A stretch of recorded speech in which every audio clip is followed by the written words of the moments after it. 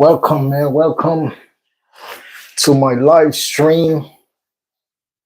Hope all is well in your neighborhoods, your communities. Hope everything is going fine with you within your household, man, with your husband, your wives, your kids. I hope everybody's having a good day, good night, good evening all around the world. I want to start talking about like daily. I want to start talking about things that's happening currently every day. Every time I go on stream, I want to just discuss things that's currently going on in the world.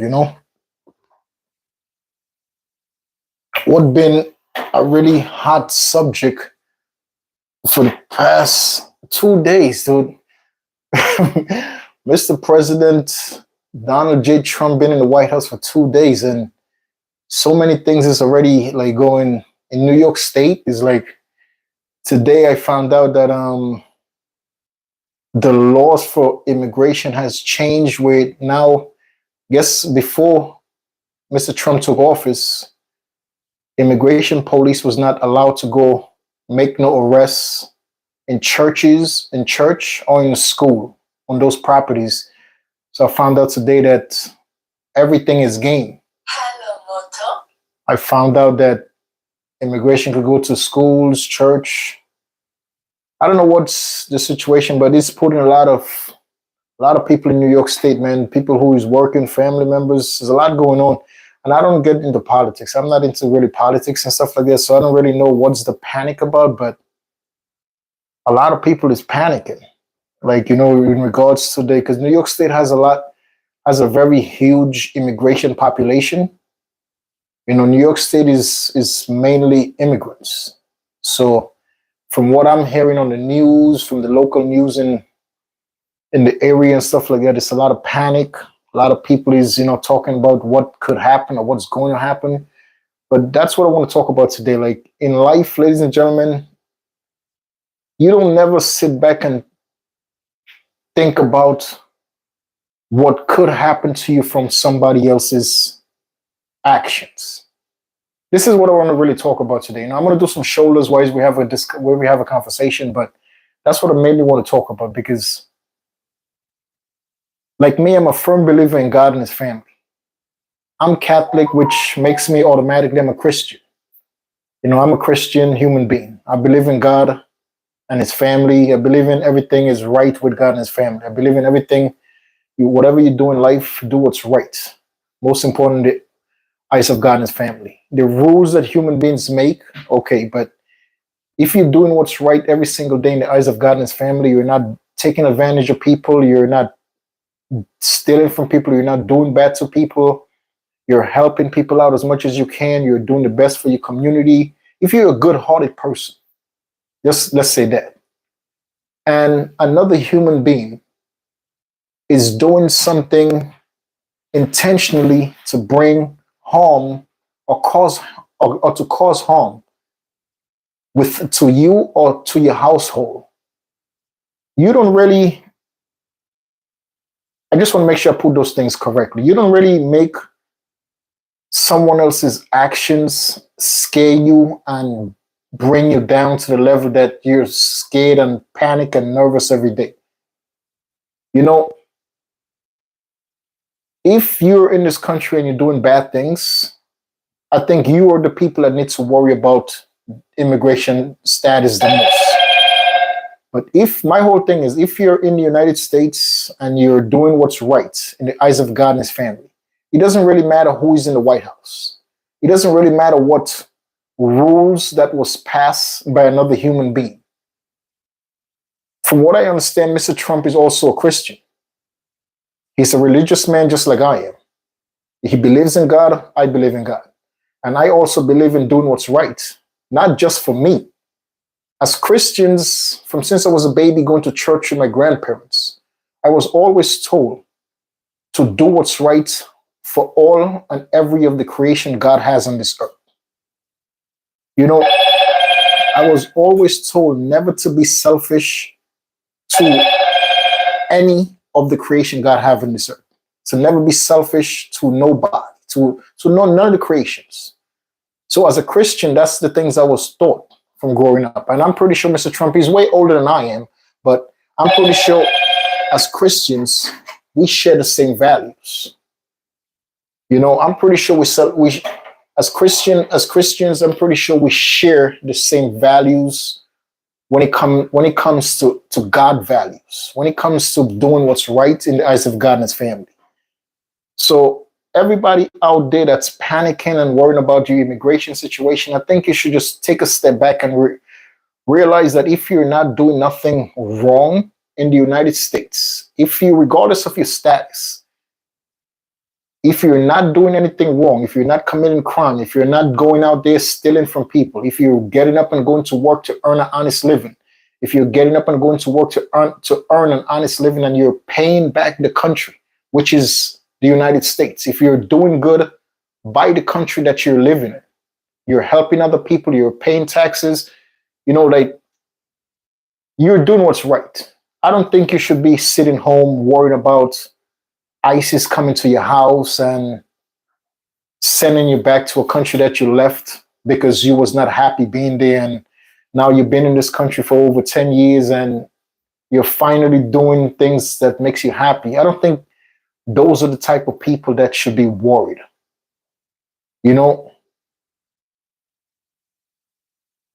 Mr. Trump is a good-hearted man. Everybody's just spinning this around because of immigration. I don't know if you guys noticed, when Mr. Barack Obama was in the White House, those 2 years, those 2 terms, Mr. Obama spent in the White House. There is no president in history that deported more human beings out of America than Mr. Barack Obama. I looked into that stuff today because there's so much people that people that I work with, that's nervous. And I looked into the whole situation. I'm like, everybody's down on Mr. Trump because he's taking a strong stand on immigration. But nobody's thinking about when Mr. Obama was in the White House for those 2 terms.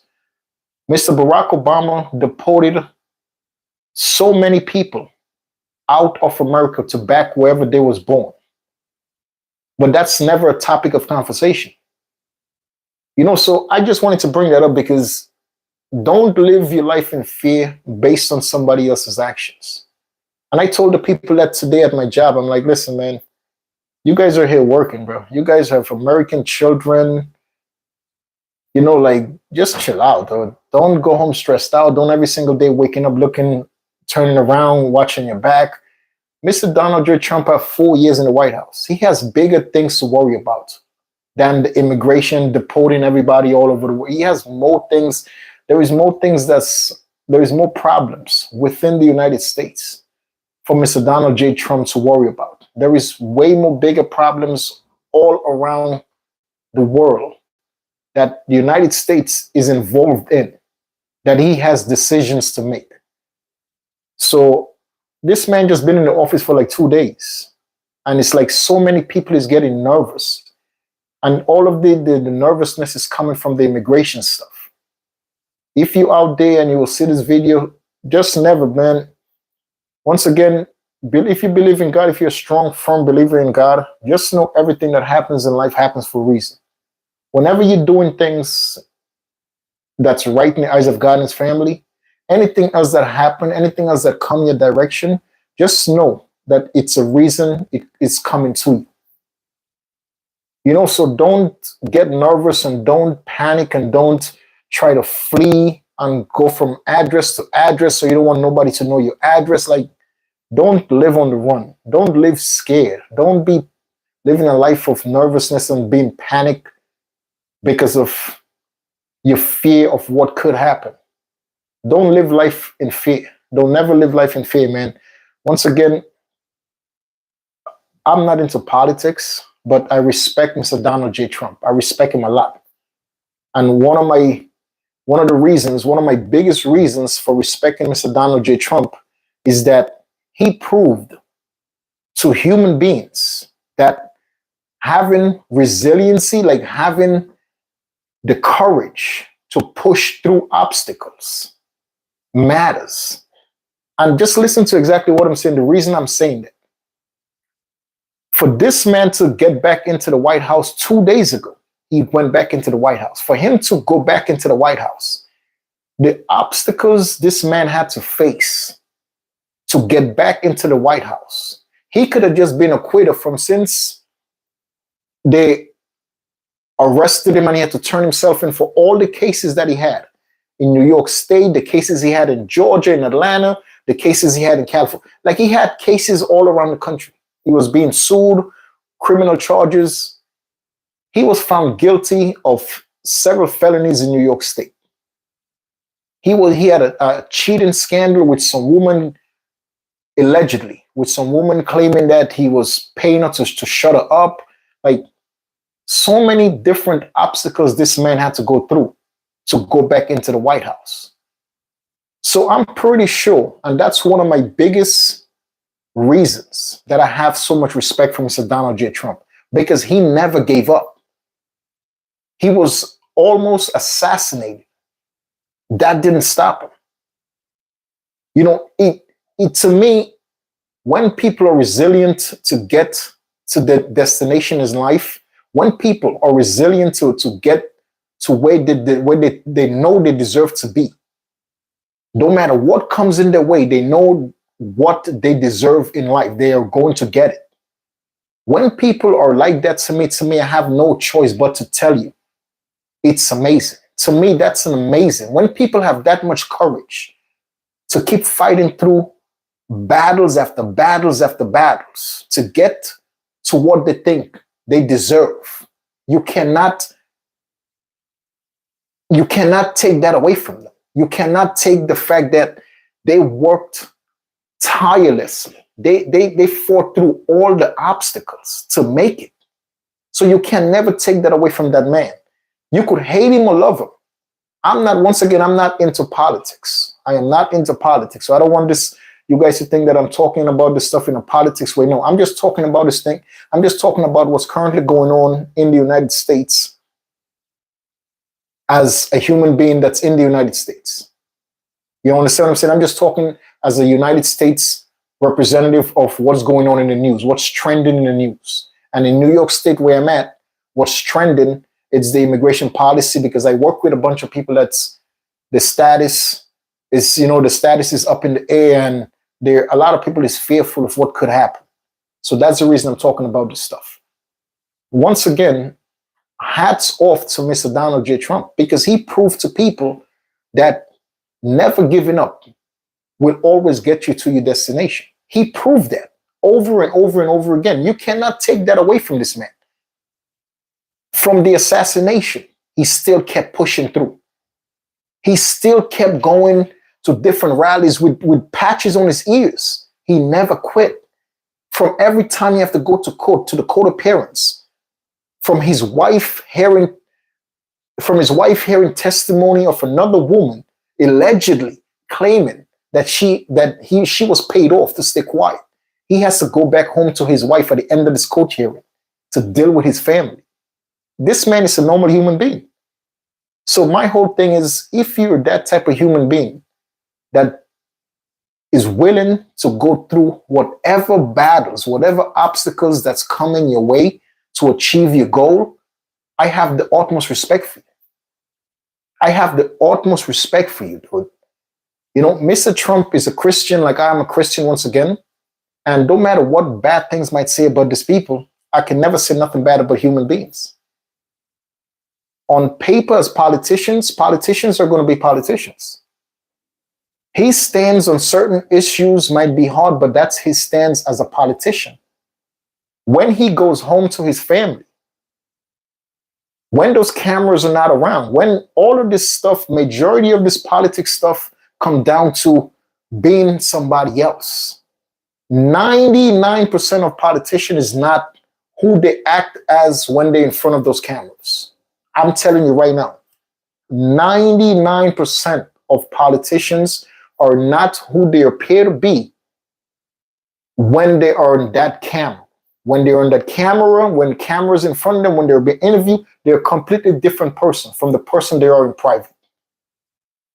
They have to be the way they are because of what the purpose of the politics, what's the purpose of the role they're playing in politics. So I'm just trying to bring up the point to people out there that's from all over the country. If you're in the United States doing what's right, if you're in the United States getting up every single day, going to work, taking care of your family, providing for your family, doing good in your community, minding your business, not trying to steal from nobody, not robbing nobody, not out here selling drugs, not out here doing nothing bad, but you have, because of your status, you're nervous. You don't need to be nervous in life, man. I honestly don't believe in letting other people based on other I don't believe in based on other people's actions should make you nervous or to make you be very paranoid and worried going through life.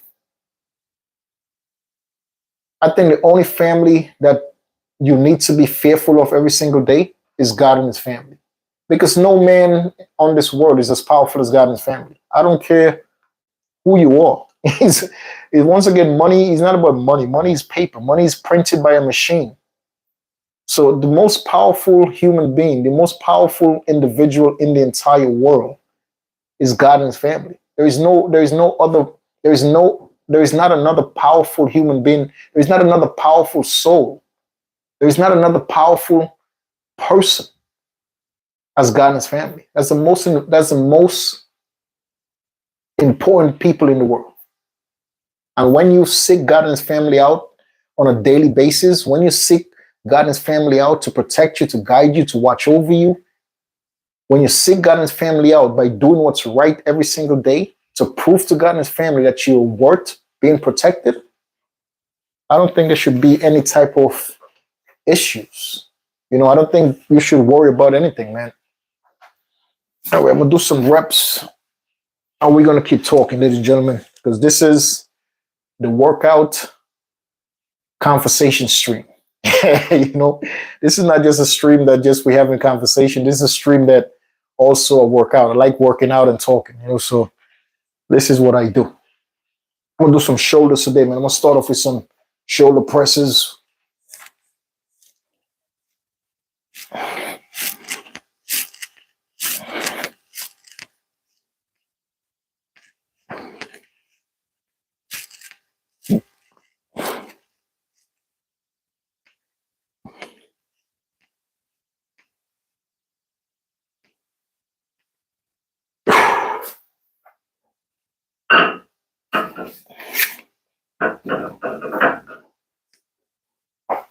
So that's trending, and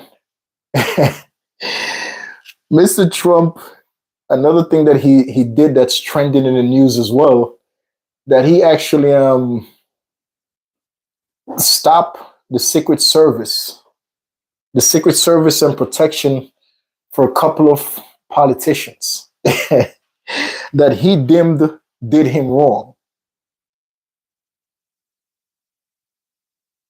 Mr. Trump is 70 something years old, and he should know by now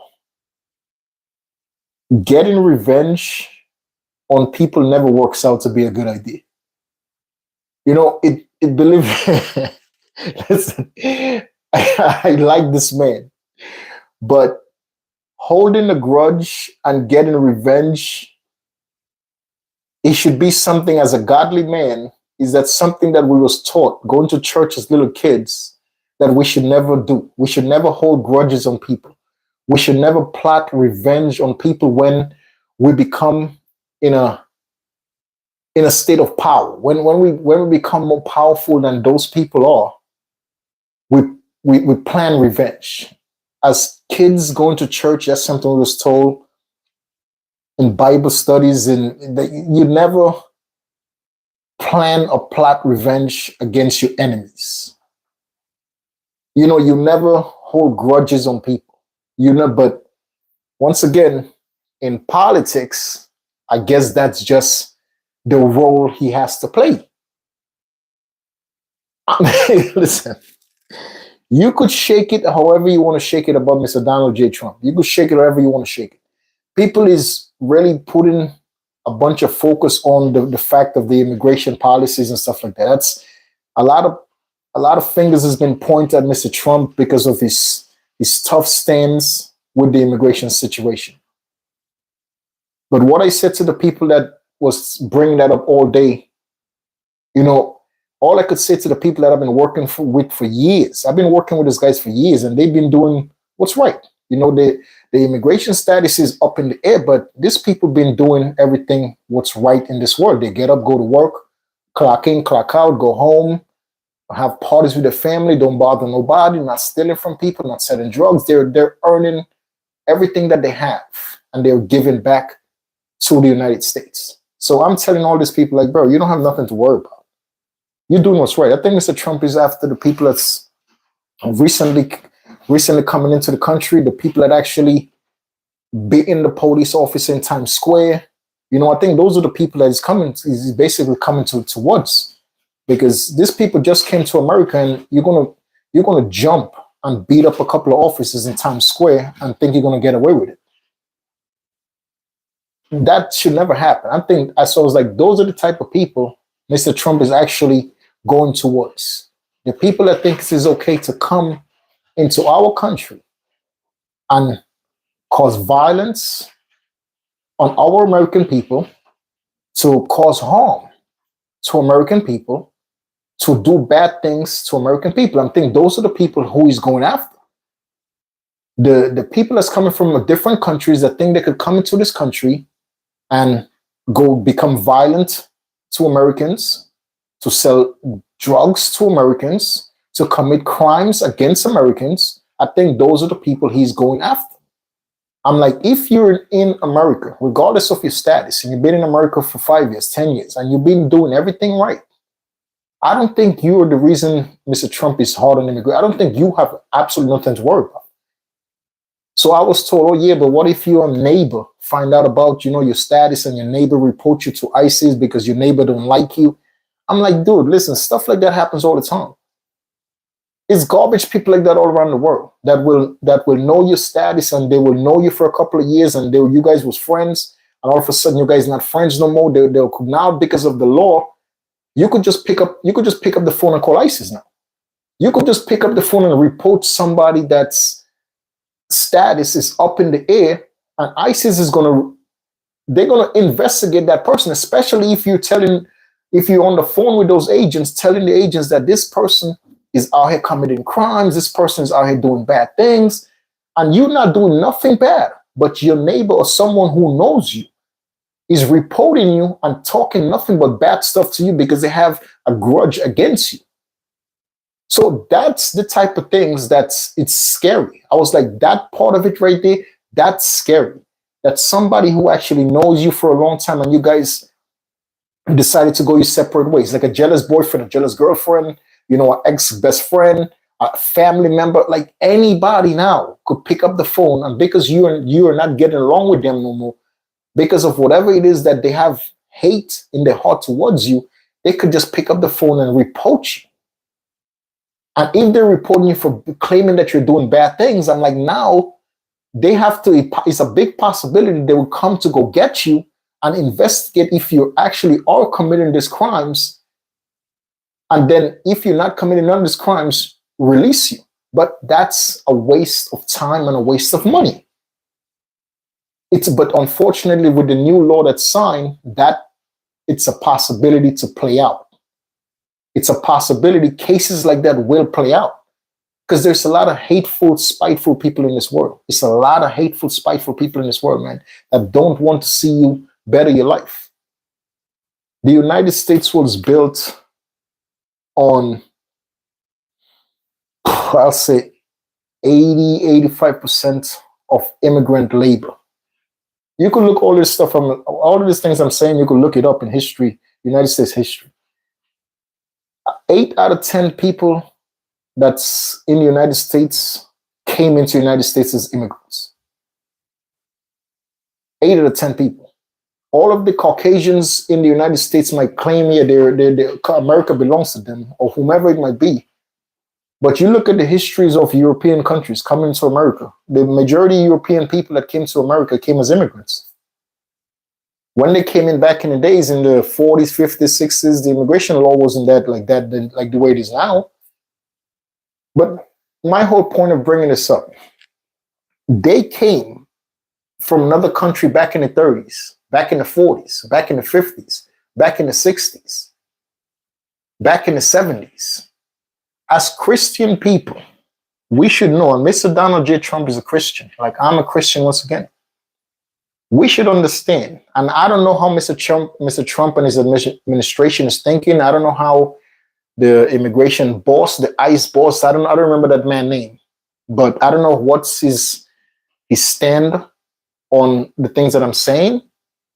But if you're a Christian and if you're a God-loving human being, all I'm trying to say is, if 85% of the United States, 85% of the construction, all of the projects, that 85% of the workload that took place in the United States to make it the way it is right now was done by immigrants. Why you going to take a hard stand on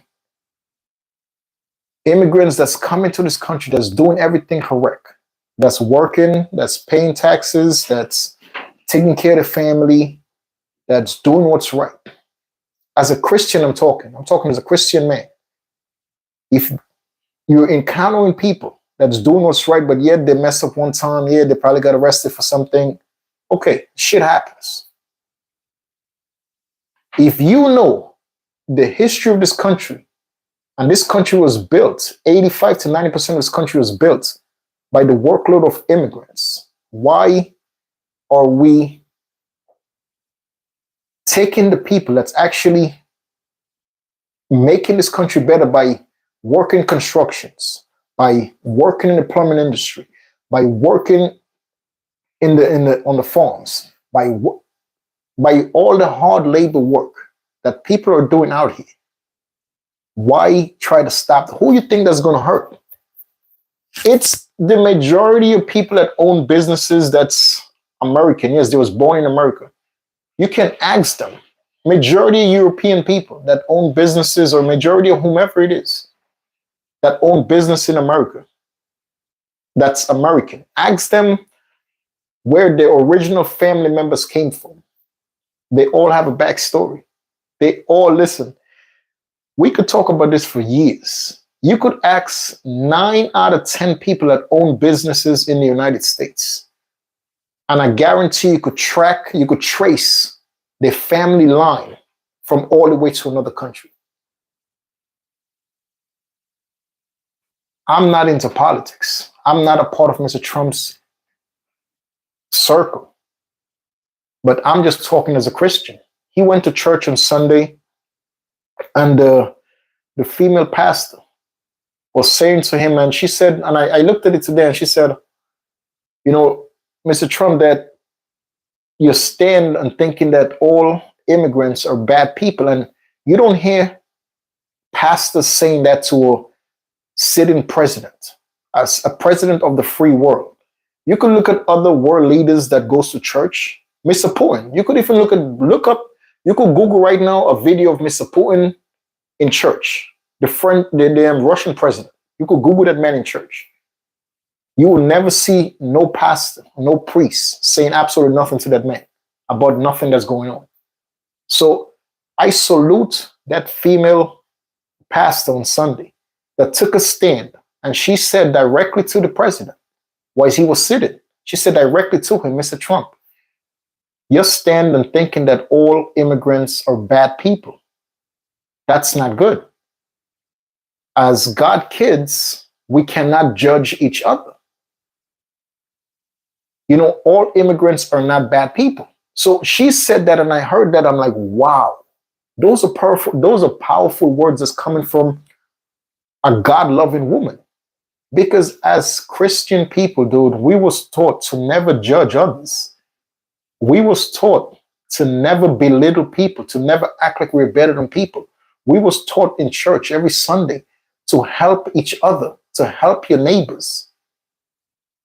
We was not taught to hate anybody from any background, from any race.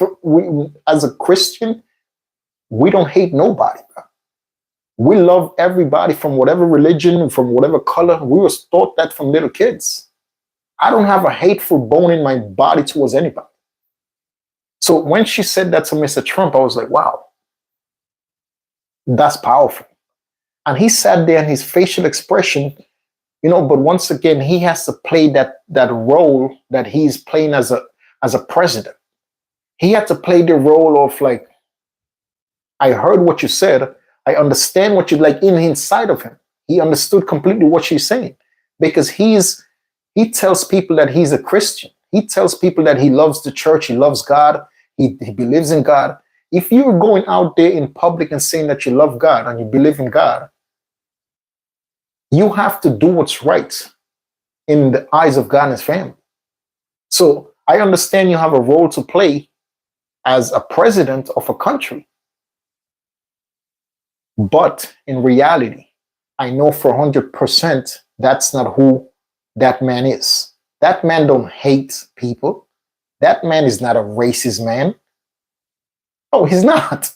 I don't think so. I don't think Mr. Trump is racist. I don't think Mr. Trump hate people.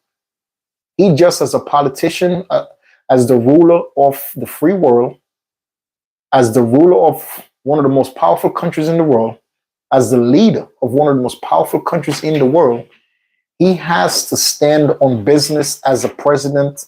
He has to play that role as a stand-up guy. He has to play that role as a man that's a no-nonsense human being. He has to play that role because America cannot look weak in the eyes of the world. America cannot look weak. And no matter who is the president, every country knows America is not a weak country. I don't care who is the president.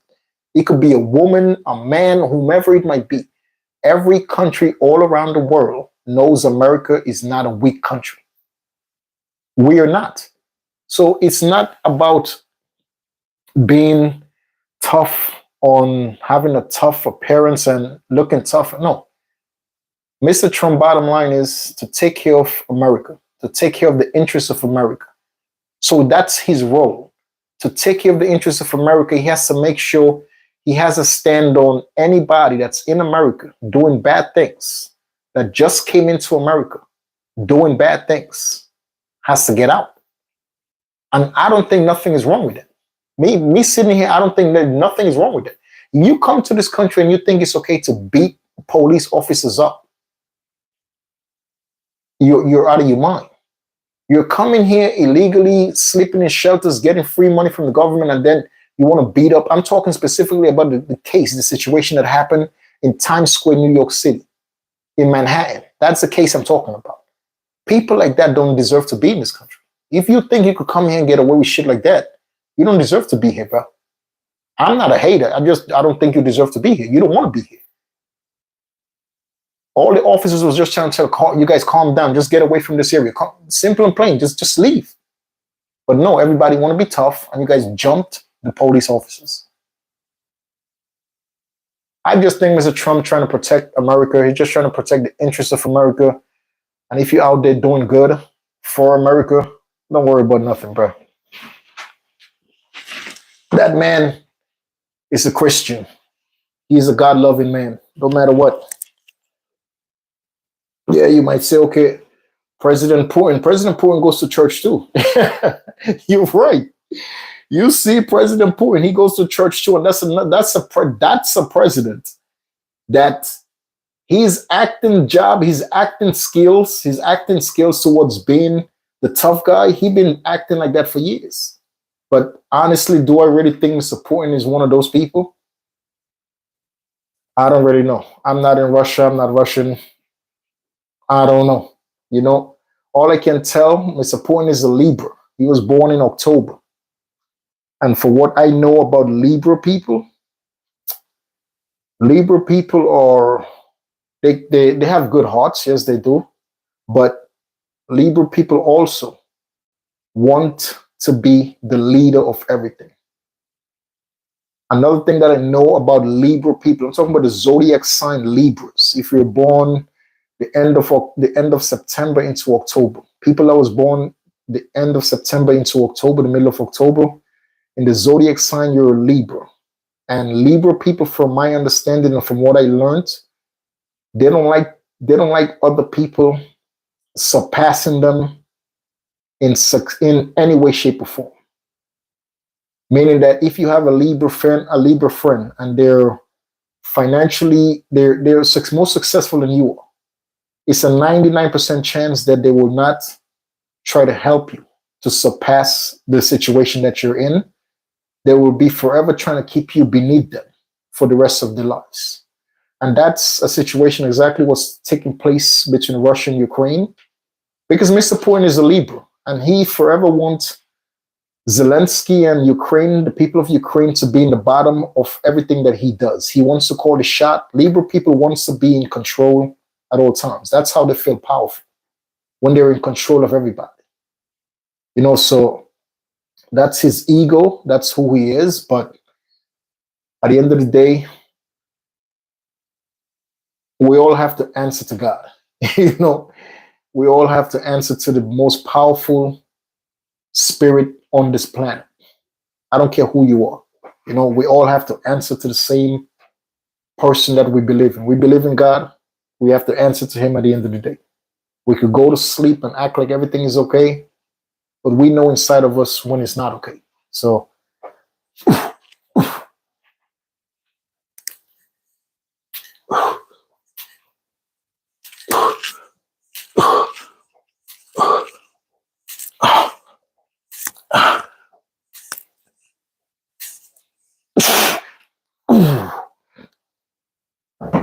ooh, dude, try to do shoulder press sitting upright. Like, I'm not, I have no like brace on my back to go back. So I'm just literally, it's just shoulders. I'm just using my shoulders, dude. It's way harder than that. You see people doing shoulder press and they be having their back. If you have your back leaned up on something and your foot on the ground, like you have your back against a straight thing behind you and you're like this, you have the support.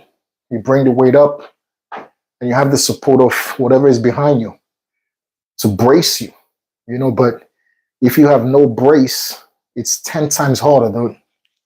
Keep that in mind. So yeah, but back to what I was saying, man. Mr. President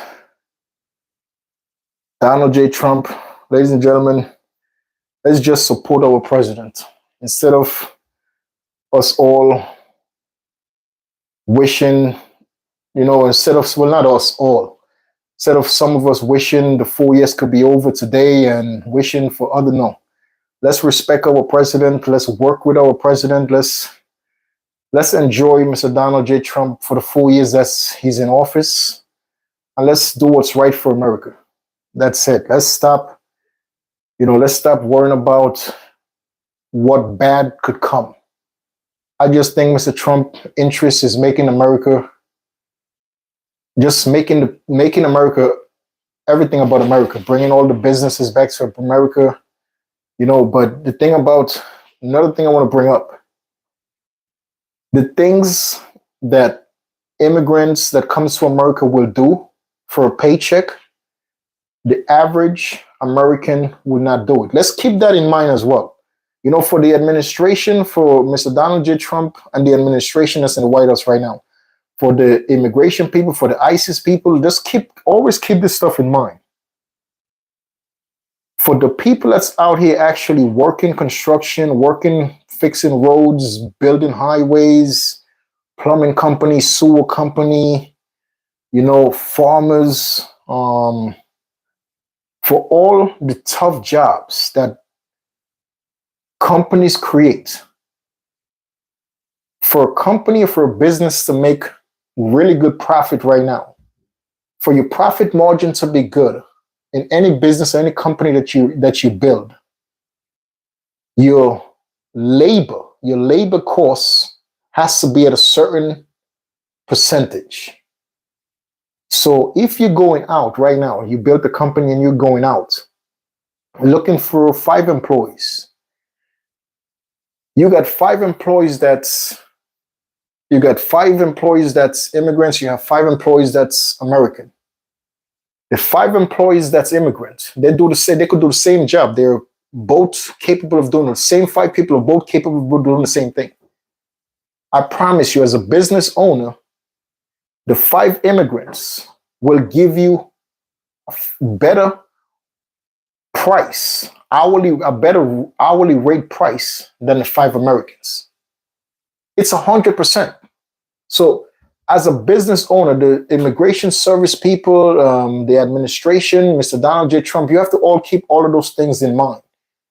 If companies in the United States will stay afloat and will work towards success, if the CEOs of those companies, if the management of those companies, just the people that's involved, that's in the authority position, in any business or any company right now that you open in 2025, in any business, you have to know there has to be a cap that you have to have when coming to payroll.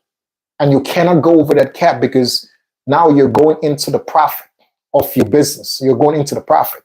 So you're looking at, for a business owner, you're looking for the cheapest labor that you can, and that's not taking advantage. Let's not listen. I don't believe in taking advantage. Once again, I'm talking as a Christian man. I'm a godly human being. I don't like the whole fact. I will never take advantage of people, and I will never advise others to take advantage of people neither. I'm just drawing an example.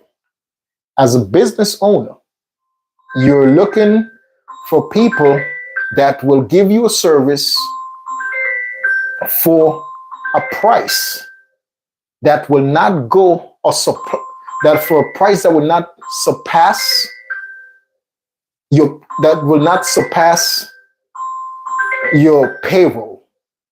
payroll percentage. So you will look for employees that will give you that it's okay that they will take a certain hourly rate, or they will take a certain amount of commission, or they will take.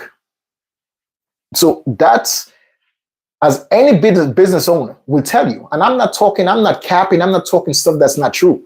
You could ask any business owner. If you're a business owner watching me right now, you know exactly what I'm talking about. You in your business monthly, you cannot surpass certain percentage in your payroll, because once you surpass certain percentage, is going into your profit. Every business person on this earth is in business for profit. That's how business work. You sell a service for profit. You're selling you're selling merchandise for profit. You're buying it for this, and you're selling it for this. So you make your money from the profits.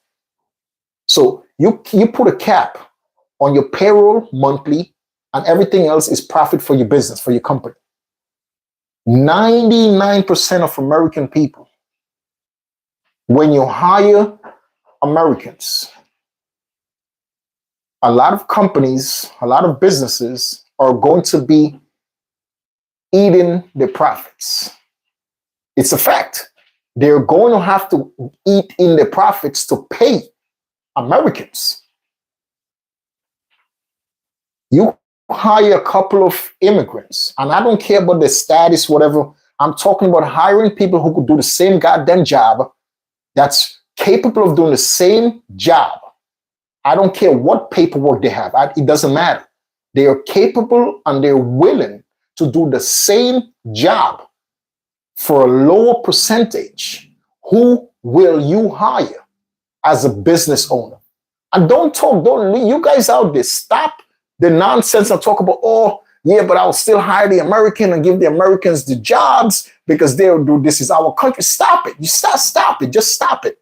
You guys out there know it's all cap. If you sitting or laying or driving in your car watching this right now, you cap it. You're telling a lie to yourself. If you telling yourself that, oh, no, I will hire the Americans so I could dig into my profits every month. I would rather give the 5 Americans the job. So you know what? I'll take the less profit. You're lying to yourself. 100% you're lying to yourself, dude. And nobody going to business that's not trying to become successful. That's nobody going to business that does not want to be financially stable. And once again, I'm not talking about taking advantage of people. I'm talking about people that's willing to do the same job for a lower rate. The same exact work for a lower rate, and they're willing and able to come in every single day, in, every day out, with no problems for $2, $3, $4, $5 left, $5, $6 less, $10 less than what I have to pay this person. As a business owner, there is no listen, it's no question who am I going to hire. So let's not sit back and fool ourselves thinking that the companies, the American companies, the American businesses is not going to lose out. If the administration, if Mr. Trump administration is so tough, super tough, and just deporting people left and right, people that's working hard, people that's doing what's right in this country, and they just decide to start piling them up, because you can't just go grab somebody and send them to the country. You have to go through a whole process. That's what makes America great. You know, in America, you can't just, okay, let me go get this ICE, just go pick somebody up. It's still a process you have to go through. You have to go see judges. The judges have to sign off on if that person will leave the country, if this person is okay to stay. It's all a process. So people out there, don't get too nervous thinking that, oh, once they pick me up from my house or from my address, they have to know. He has to go through a whole process in the courthouse. He has to go through in front of a judge. Once again, the judges is the ones that make the final decision in everything that happens with law enforcement in the United States. Believe in God. Believe in God, have faith in God to protect you, and just continue to do what's right. Continue to get up and go work and earn an honest living. Continue, if you have a ITNI number, continue to pay taxes every year. If you have family, continue to go work, take care of your family. Do what's right by the law in the United States, and most importantly, do what's right in the eyes of God and his family, and you have nothing to worry about in this world. Absolutely nothing. You constantly, every day, get up and do what's right in the eyes of God and his family. You take care of your community. You help your community as much as you can. You do what's right for others, not just for you and your family. I promise you, you have nothing to worry about. Never at all. You know, so if Mr. Trump and his administration would think and be like, okay, you know what? Let me go to the construction sites and start arresting construction guys. Let me go to the farmers area and start arresting guys that's doing farm work. Let me go to the plumbing companies and start taking guys from that's doing plumbing. Let me go to the guys that's building the roads. And let me just send them back to a country that they left for 20 years, 30 years. They've been left that country since it was little. Let me send these guys back to countries that they haven't even been for 30 years. But let me send them back to that country. They don't know nobody over there no more. But let me send them back to the country. Let me tell you something. You're just going to mess up the economy in the United States. With that mentality, I'm not saying that Mr. Trump and his administration has that mentality. Once again, I'm talking as a Christian. Mr. Donald J. Trump is a Christian man. He said that several times, that he believes in God. He loves God. I'm a Christian human being as well. I believe in God. I love God, and I believe in doing what's right for everybody. I believe in doing what's right for every and all of the creation God has on this planet. I'm talking from the perspective of Christian, of a true believing, God-loving person. I'm talking as a true Christian. Mr. Donald J. Trump said that he's also a Christian. So my point is, are this administration willing to ruin the economy or for just pride? Because that's what it's going to come down to. If you start grabbing people left and right for ego purposes, people that's out here working, helping out the family, helping out the communities, getting up every day, working in and out. Yes, they probably mess up once, twice. So what? We're all human beings. We all mess up. That's life. No human beings on this planet is perfect. Mr. Donald J. Trump, I respect you, sir, but just always keep in mind, sir, you have several felonies on your rap sheet. You have several felonies, so we cannot judge people. At this point, Mr. Trump, you cannot pass judgment on people. Nobody should judge others. At the end of the day, we should never judge nobody. We should never do that. No matter what you're doing, we could always be like, you know what? This person, whatever they're involved in, I don't want to be around them, but I'm not going to judge them. I'll just stay away. But judging people is not good. Having an ego because you know what? I want to be the man. I'm the most powerful man. Whatever I say, go. That's an ego that has to do with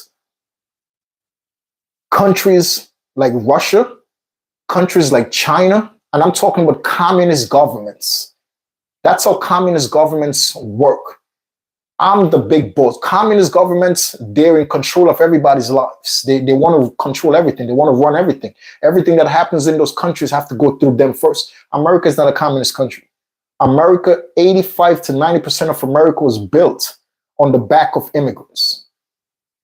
9 out of 10 people that's in the United States that was born in the United States, ask them where their family came from. 9 out of 10 people in the United States right now, I'm pretty sure they have a family line that ran straight from another country to this country. So we can be not thinking about that as Americans. We have to keep that in mind as well.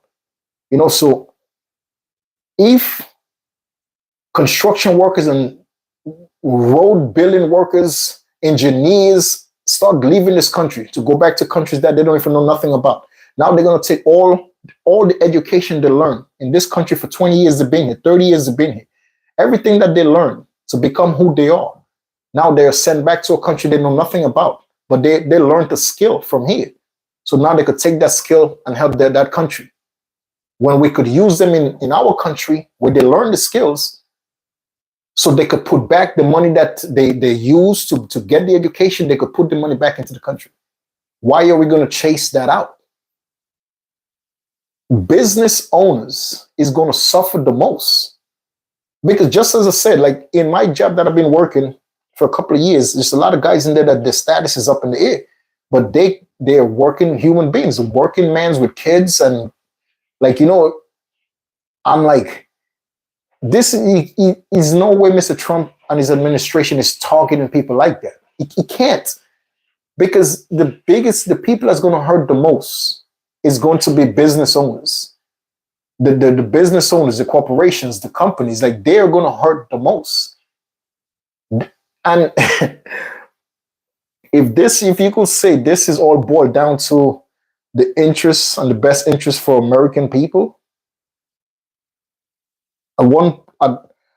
yes, I understand. Let's do what's right for Americans. But I just brought up a perfect example for you guys. If you was born in America and you create a company in America, you're creating that company in America. You're creating that company. You're spending your money. You're getting a loan from the bank to create your company. The reason you're creating your company is to become successful. You're creating your company to become financially stable. You're not creating a company to stay poor. If you put your money into a business, you expect to make that business a successful business, and you expect to make that business bring you into a lot of money. As a business owner, you're going into business to make money. So if you think you're going to go out there and get American employees for cheap, so you could make a boatload of money in that company, in that business, of employing nothing but Americans, I'll tell you right now, you're delusional. You're delusional. If you think in 2025, you're going to open up a business right now in 2025, and you're going to go out and employ nothing but American citizens, and yet you're going to see profit in that business, you're delusional. You're not going to make profit. The American employee's mentality, I'm American, I'm American citizen. You're not going to hire me for $20 an hour. I'm American. The same person that was not born in America is willing to take the $20. What you know is a very fair rate to pay that person that $20. It's a fair hourly rate. Are you willing to give that person $1,000 a week as a salary payment? And they will take it to do that job, and they will do a great job. But now you have this American citizen right here. Oh, hell's no. For $1,000, are you crazy? I deserve $2,000 for this a week. $2,000 a week as a salary. I'll be here as much as you want me to be for $2,000 a week. Excuse me? Oh, say so hourly. I'll give you $20 an hour. What? It's $20 an hour. You just heard what I said. I want $2,000 a week. So I want $40 an hour. I want $50 an hour to do the same work that other person that came from another country will do. Will come in every day. Will show up. do everything and go. Who would you choose as a business owner? Don't stop it. You guys out there, you thinking you out of your mind, man. I don't care what you guys thinking. Okay, yeah, let's make everything for the American workers. Let's let American people get the first choice to get the job. Okay, no problem. Go into business and let all the spots that you have filled with American employees. And look at your profit margin every month. And I'm going to go into business and fill my spots with immigrants who is doing the same job as your company. We have the same company. You fill your company up with American employees, and I fill my company up with immigrants that's willing to work for a fair rate. And once again, I don't believe in taking advantage of people. Don't never take advantage of people. I'm talking about treating people fairly. But as an American citizen, you think $20 is nothing. Oh, I'm an American. Well, hell's no, I'm not taking $20. I deserve to get $60 for this job. What? $60? What do you expect me to make as a business owner if I give you $60 an hour? What do you expect me to make? I have 10 employees, all 10 American employees, American citizens, and each and every employee wants $60 an hour. What do you think is going to be my profit margin at the end of the month? I have to pay everybody. Also, I have to pay for the whatever business we're in. I have to pay for Connecticut. I have to pay for the space. I have to everything. I have to pay for everything from the business profit. So what do you think I'm going home with monthly from myself? You don't go into business to stay broke. You don't take a $100,000 loan from the bank to stay broke. Let's keep this in mind, dude. Mr. Trump is a multi-millionaire. This man was born into money, and God bless him and his family. He'd been seeing money his whole life. He earned it. He developed business all around the world. He has so many golf courses. I played golf twice. I'm not a really golf guy, but Mr. Trump made millions upon millions of dollars, building golf courses, building hotels, and he came into that life from his father. Simple and plain. So my whole point is, my friend, ask Mr. Donald J. Trump and people in his administration that own businesses, how many successful business that they had or they have right now that immigrants helped them build and helped them sustain and made profit and made those business become profitable business. Ask them. You think in Mr. Trump and his father, back in his father's days and in his era, owning all those businesses, those hotels, those golf courses, how many Mexican guys done built those golf courses for a good hourly rate? Ask them. How many Spanish, Mexican guys or black guys, whomever they might be, that built those golf courses that was paid a fair rate? Yeah, listen, Mr. Trump could have went out and got, for every golf course he built, for every hotel he built, for everything that he was involved in as a developer of businesses, he could have went out and hired nothing but American citizens. He had that choice. If you think that's how that man is in real life, he had that option. But he's a businessman. Whomever come at a better rate, I'm going to take them to work with us. Why am I going to go pay somebody $60 and I have somebody here that's willing to take $20 to do the same work? Why would I do that? But yet, the whole argument is, let's keep the jobs for Americans. If we keep the jobs for Americans, every business is going to close down. Simple and plain, dude. Every business is going to close down. You don't go into business and stay broke, bro. You don't go as a business owner. You don't go take loans from banks to stay broke. You're bugging. Nobody does that.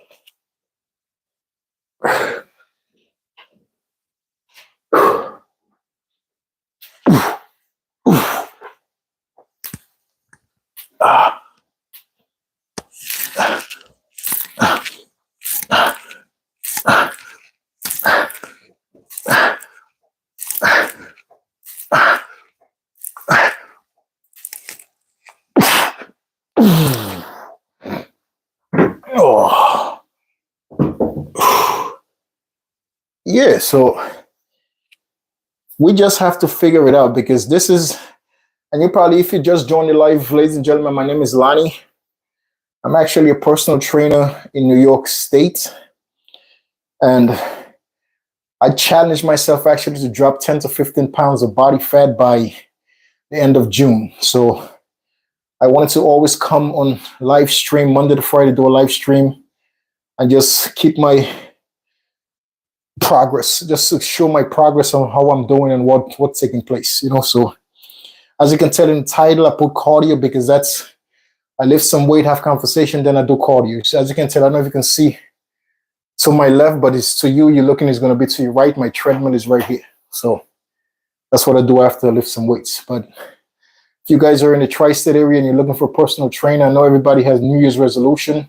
I know I'm getting off the topic, but I'm just trying to tell people who never seen me before who I am, So if you guys are in the tri-state area looking for a personal trainer, I know a lot of people every New Year's, they have a resolution to lose weight, to eat healthier, to get the motivation to go to the gym, to work out, to just, live a healthy and a better lifestyle.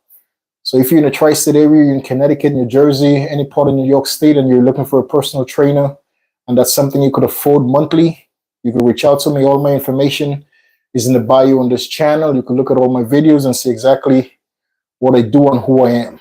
My backstory, I used to be close to 400 pounds.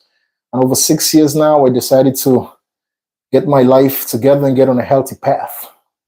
So I'm looking the way I look right now, but that's because I put in the work daily. I lift a lot of weights. I love it. Working out became a part of my life. For you to do it constantly, it has to become a part of you. It has to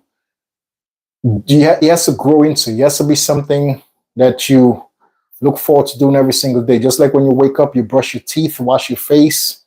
It has to become a part of your life. Just like you taking a shower every day, you have to make working out become a part of that. Like something you have to do, you have to want to do every single day. It has to be a part of you on a daily basis. So, yeah, man. So that's what I did, and I became disciplined doing it. And now currently I wore myself from 215 pounds. So I started this at 222 and I'm already dropping a lot of weight, but that's because of and my goal is only 10 pounds, but I'm going to continue doing what I'm doing, working out 5 to 7 days and treadmill. I'm on a treadmill 5 days a week, but I'm going to continue doing and see how much body fat I could actually drop within those 6 months. So yeah. And the most importantly, man, eating clean. Like I eat a clean diet. I tell people all the time, it's not even about just the lifting weights. It's not even about the doing cardio. It's not even about the push-up, pull-ups, dips, the calisthenics. It's not even about just calisthenics. It's not about weightlifting or doing cardio. It's not about those three things. Those three things, yes, but the main thing that you need to do to live a healthier lifestyle, to become a healthier version of yourself, is actually get disciplined with food. I know we are talking about something else, but I just wanted to let you guys know what really I'm about. You know what I mean? I'm not into politics. I just come on here and talk about what's trending in the news, what's the hot conversation, hot topic that everybody's discussing. So there's a reason I come on here and talking about the immigration stuff, but that's what I do every single day. I just come and talk about things that's trending. But yeah, so once again, the most important thing, ladies and gentlemen, become disciplined with your food and everything else comes easy. That was one of my biggest struggles when I was close to 400 pounds. My heaviest, I was 396, 397. So the most important thing you need to do, become disciplined with food, the lifting weights, the doing cardio, lifting weights, doing cardio. Everything else comes easy. It comes easy. The push-ups, pull-ups, dips, the calisthenics, all of that comes very easy once you get disciplined with food. Disciplined with food, you will drop the weight. You will lose a lot of weight becoming disciplined with food first and foremost. And you will build the strength. If you do lifting weights, if you do getting on the cardio, if you do doing, little push-ups, pull-ups, a little dips and stuff like that, you will gain the strength. So just get disciplined with food first and foremost. If you guys do and are looking for a personal trainer and you're in the tri-state area, I like doing in-person training. I like actually working with people right there and then. I could show you the techniques. I could help you as much as I can. I could keep you motivated in the gym, So I like doing in-person training. So reach out to me. All my contact information is in the bio, and hopefully we could work together. Let's go. I'm going to do another set, and let's get back to the hot conversation we was having.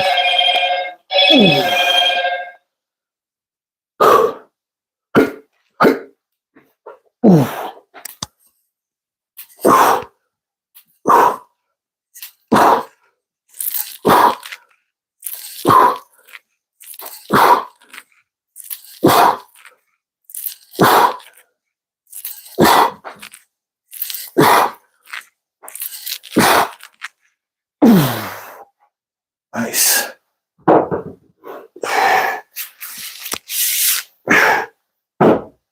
Yeah.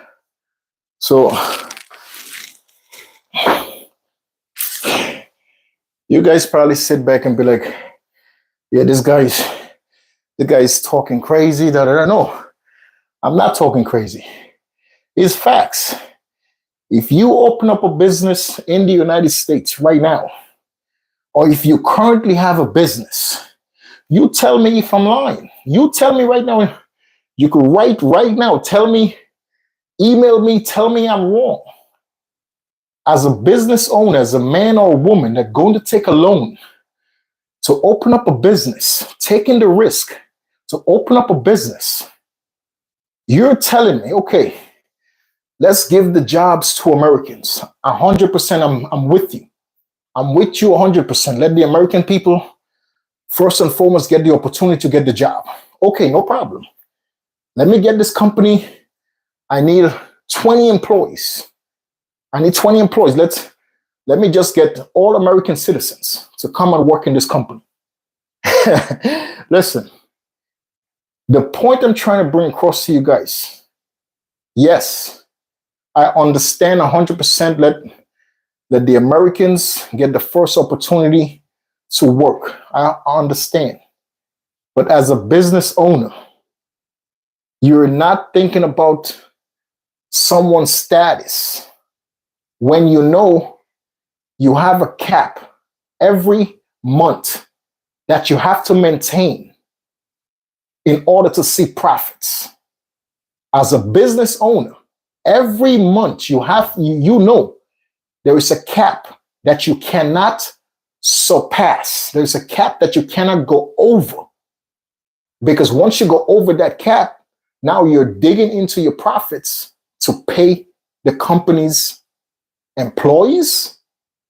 On top of paying the company's employees, you have to pay if you're renting a space in an office building. That all goes on the expense of the company. Not just the employee payment, not just the paycheck for the employees or the salaries for the employees. Now you have to pay for the space that everybody comes in every day. Pay for that space. You have to maintain that space, meaning the bench, the tables, the chairs, everything in that office space goes under the company. So if you surpass that cap monthly, what is the reason did you get into business in the first place? Hiring American citizens, I understand 100%. But the average American citizen right now in 2025, they're coming with the mentality of, I'm an American citizen. I deserve to make more than what you're offering. Okay, no problem. So if I'm offering $20, which is reasonable for this job, for this position, is $20 is reasonable. Okay, you want to play hardball? Okay, you know what? Let's make it $25. I didn't want to go up to 25, but I have that within the budget. Let's do 25 an hour.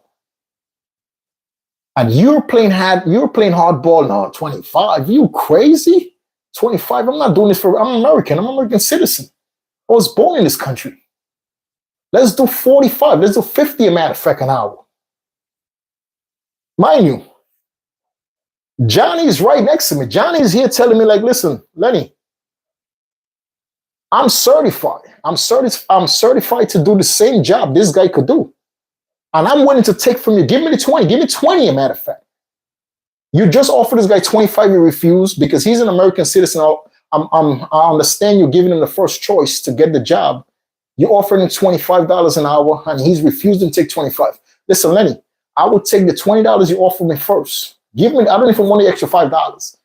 You have Johnny telling me right next to Johnny's telling me like, listen, Lenny, I'll take 20 to do exactly what this guy is going to do. I'm certified to do the same job. And this guy over here is telling me he wants 50 an hour because he's an American citizen. As a business owner, who you think at the end of the day that I'm going to decide to work with?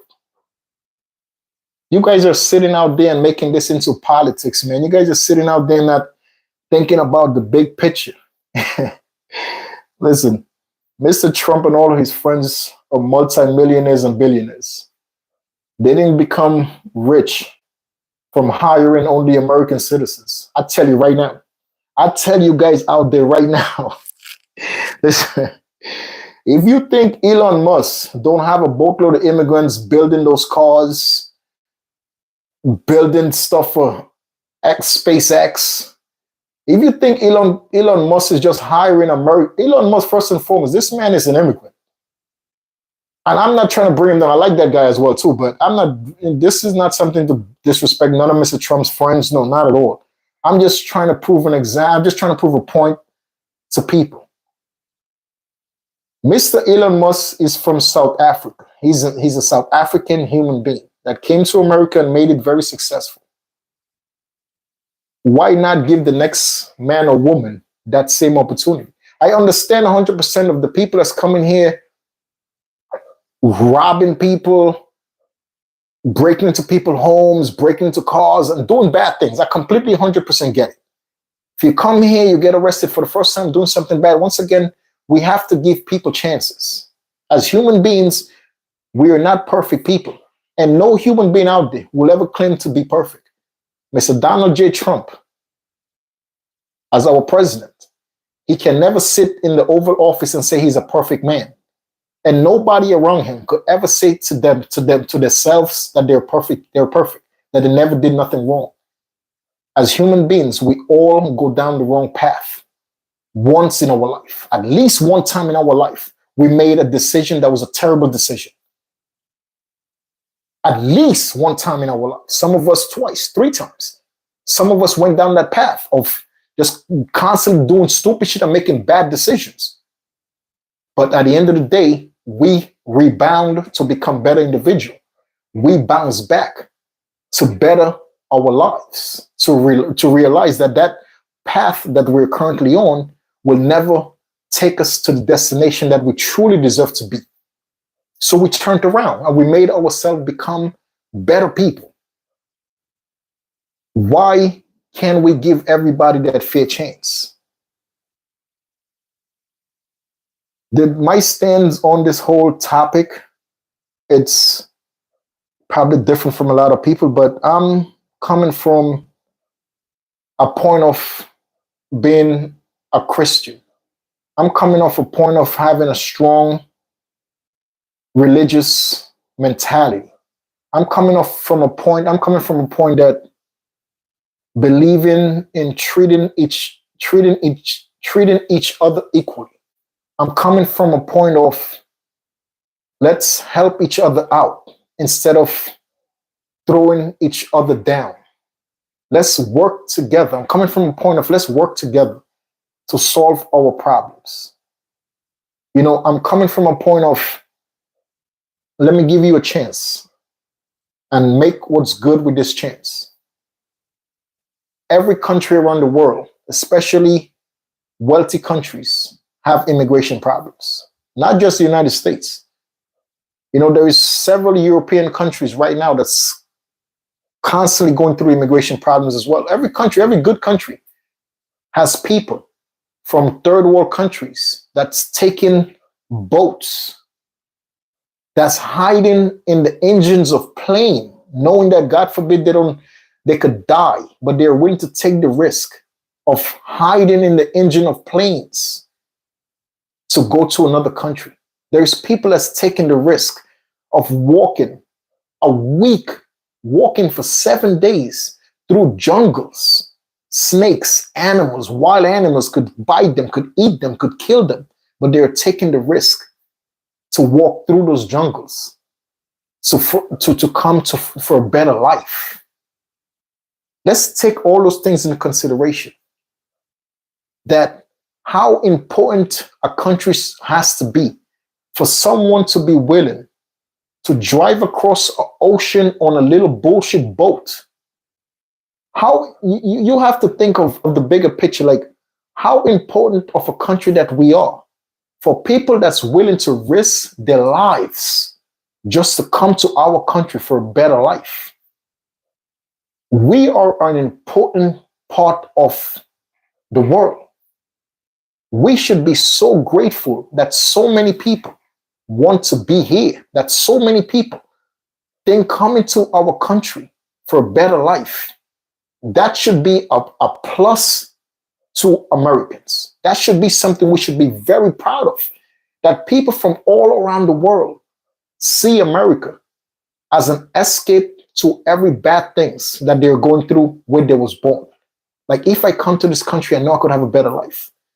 They are willing to sneak into planes to come to this country. They are willing to cross oceans of water with great white, with crazy animals in those oceans.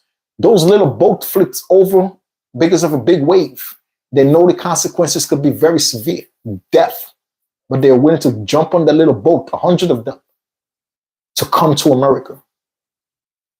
People are willing to walk through jungles every single day, stay in the jungle for a week, 2 weeks, just in hopes that they get into America towards a better life. Let's be proud of that. Let's be very proud of that, that we are one of those countries that everybody knows that this is a great country. Everybody knows that, let me come here and I could be something. I could finally accomplish something good for myself, for my family. I could help my family out. Let me get there first. We should be proud of that, bro. As Americans, we should be so grateful that people want to be in this country. We don't want to be hated by people around the world. When do you hear people fighting and dying to go to Russia? Honestly, tell me, when do you hear stories of, absolutely, immigrants go to Russia as well, because Russia is better off than a lot of other third world countries. But it's very rare you will hear Russia having an immigration issue. I'm just being honest. It's very rare you will hear China having an immigration issue. It's very, very rare you will hear Venezuela having an immigration issue. It's very rare you will hear Cuba having an immigration issue. It's very, very rare, ladies and gentlemen, you will hear Iran having an immigration issue. It's very rare you will hear Dubai, Saudi Arabia. And I'm talking about Dubai, Saudi Arabia. Those are wealthy, wealthy, wealthy countries. But why you're not hearing about them having immigration issues? People don't want to go there. People don't. You have to sit back as Americans. We have to think about, like, bro, we are an amazing country. People is willing to die to come to our country. It's amazing. To me, it's amazing. When do you hear people taking boats to travel to Iran? When people are trying to get out of Iran. When do you hear people taking boats or hiding in planes to get to Dubai, a wealthy country? And I'm not saying, once again, ladies and gentlemen, I'm not talking in a hateful way towards no countries. I'm not biased towards nobody. I'm just trying to prove a point to us in America, based on what's been going on, based on what's been trending in the news for the past 2 days. I'm not biased towards nobody. Please don't take me as I'm saying anything bad. I'm just trying to prove a point to the people that's watching the live stream. As Americans, we should just be super duper grateful that people is willing to die to come to America to help build bigger buildings, That people is willing to die to come to America to help build roads. People are willing to come to America to help grow more vegetables on the farms. That we should be more and more grateful that people are coming to America to open supermarkets so we could constantly have food. Like, we have to be more grateful. And I completely understand, once again, Mr. Donald J. Trump's stance on immigration. He has a tough stand, but as a politician, yes, he has to play that role. But as a human being, all the bad things that's been said about Mr. Trump, I don't think is necessary, because he's a human being that has to go home every single day. Every action we make as humans, we have to face the consequences for it at the end of the day. And if you say that you're a godly person and you know you're doing things that makes you a bad person in the eyes of God and his family, every single day you go home by yourself, you go to a private room and you pray and you ask for forgiveness. But how long will you continue to do wrong for others and ask for forgiveness? You're not a godly person. If that's you're portraying and saying you're a godly person, that's, everybody could say that. Everybody could say, oh my God. And majority of people, they only say, oh my God, and God, please help me when bad things happen. Majority of people don't pray to God every day. Majority of people don't get on the knees, or they don't, they don't sit on the bed. They don't sit in the car before they eat. They don't take the time to thank God for the food they're eating. No, they just ask for God's help when they're in a bad situation. Majority of people is like that. So I'm hoping our president of the United States is not one of those people. I hope the reason he actually get up and go to church on Sundays with his family, I hope because he really loves God and he really believes in the word of God and his family. Because if you're a true believer, as a Christian, I'm a true believer in God and his family. So I know for a fact, I was taught as a little kid to always do what's right for others. Always treat people the way I would like to be treated. Always do what's right in the eyes of God and his family. Treat people the way I would like to be treated every day. I have to treat people the way I would like people to treat me. I was taught like that every single day from my grandparents. Every Sunday I went to church. The pastor always talked to everybody in church and say those words. Always do good for each other. Always be good to each other. Always help your neighbors. Never judge people. From since I was a baby to me right now, I will never get away from the morals that I was taught as a baby. I will always keep my morals intact. Hopefully our president will think the same way. That's all I could say, because Mr. President Trump could have went out. It's another thing I want to say. Let me do a little set real fast. Now I'm going to switch it up, ladies and gentlemen, from shoulder presses to military presses. Let's get it going. Oh.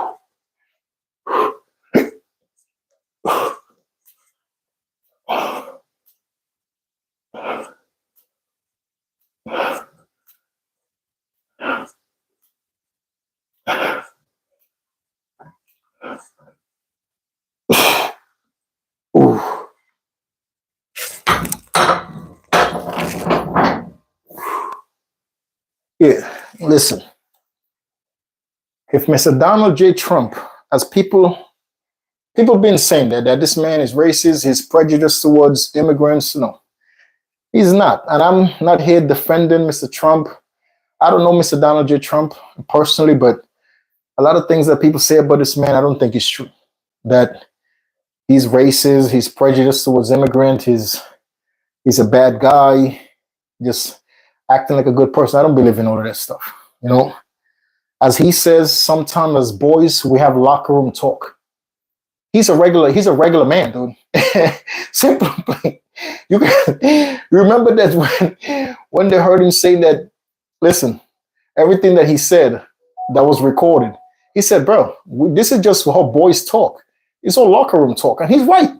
When guys are together, they talk a bunch of crazy stuff. They say crazy stuff to each other. But that's how you know who's your friend. If you're willing to record something I say when we're talking locker room talk, we're talking about girls and stuff like that, dude, and you're recording me, you're nothing but a loser. Straight like that. So I'm just trying to say Mr. Trump is a regular man. He talks locker room talks like every other man, every other boy in this world. That's it. Simple and plain. No, so if Mr. Trump was against immigrants, why would he marry an immigrant? Jared mother, that woman is an immigrant. That woman came from another country on a visa. Mr. Trump married her to make her an American. So it's you guys have to. Mr. Trump cannot be a bad human being. He can't. The millions upon millions of dollars he done made, billions of dollars he done made. Majority of that money came from the hard work of immigrants, working on his hotels, working on his golf courses, working on all the business ventures that he was a part of. Majority of that money he made was on the hard work of immigrant people building his dream. From before he was born, the money that his father was making, from all the development that his father made, from all the development that his father, Mr. Trump's father, was involved in, I'm pretty sure majority of those construction projects was capable and was built on the blood, sweat, and tears of hardworking immigrants from other countries that's just willing to get a fair rate to do the job. If Mr. Trump had that mentality of, okay, let me just hire Americans. Let me just hire Americans to build my hotels. Let me just hire Americans to build my golf courses. Bruh, he knows, dude. He knows, man. If you want to make money, you're not going into business to lose. You're not becoming a business owner to stay broke. You're getting into business to create wealth. You're getting into business to make profit. You're not telling me, oh, you get into business because, yes, you just want to make America great by giving only America people the jobs. Stop it, bro. Listen, I'm laughing because it's a joke. It's a joke. People out there who really be hearing people say stuff like that and they don't laugh in their face, to me, that's a joke. You tell me some nonsense like that talking about, oh, yeah, you know what, I'm just going to hire Americans. I'm just going to give Americans the jobs. You're a joke, bro. You're just talking, you're just saying that to say that. Because ain't no business owner, ain't nobody right now in 2025 that's going to go get a loan from a bank, $100,000 loan to open up a bar, to open up a restaurant, to open up a construction company, to open up a plumbing company, to open up a sewer company, to open up, bro, any company you're going to go open right now and you're going to take a loan from a bank. You have to pay that money back. And you're telling me you'd rather give people who's not going to take less than $60, $70 an hour. You're going to hire 10 of those people to work in your business, to work in your company, when there's other people that's willing to take $20 for doing the same work, that's certified, that's qualified to do the same work, and they're willing to take $20 and you're not taking advantage of them. To you, $20, $25 is a great rate. But now you're talking to this American citizen that's like, you crazy. I'm not working for the $25. I'm an American citizen. You got to pay me $60 an hour for me to do this job. You telling me as a business owner, you're going to be like, okay, you know what? Yeah, you're American. I'll pay you the $60. You lying. You lying. You're not. Bro, the most thing that's going to happen in the United States if the Trump administration start going to construction sites and different businesses and taking people and having them go through a whole immigration process to get them deported, having them stay in jail, locked up till the process is over. Bro, the people that's going to suffer the most is the business owners in the United States. Simple and plain. The business owners, I'm telling you, bro, Mr. Trump has friends, Elon Musk, multi-billionaire. He knows he does not employ just Americans to build those cars.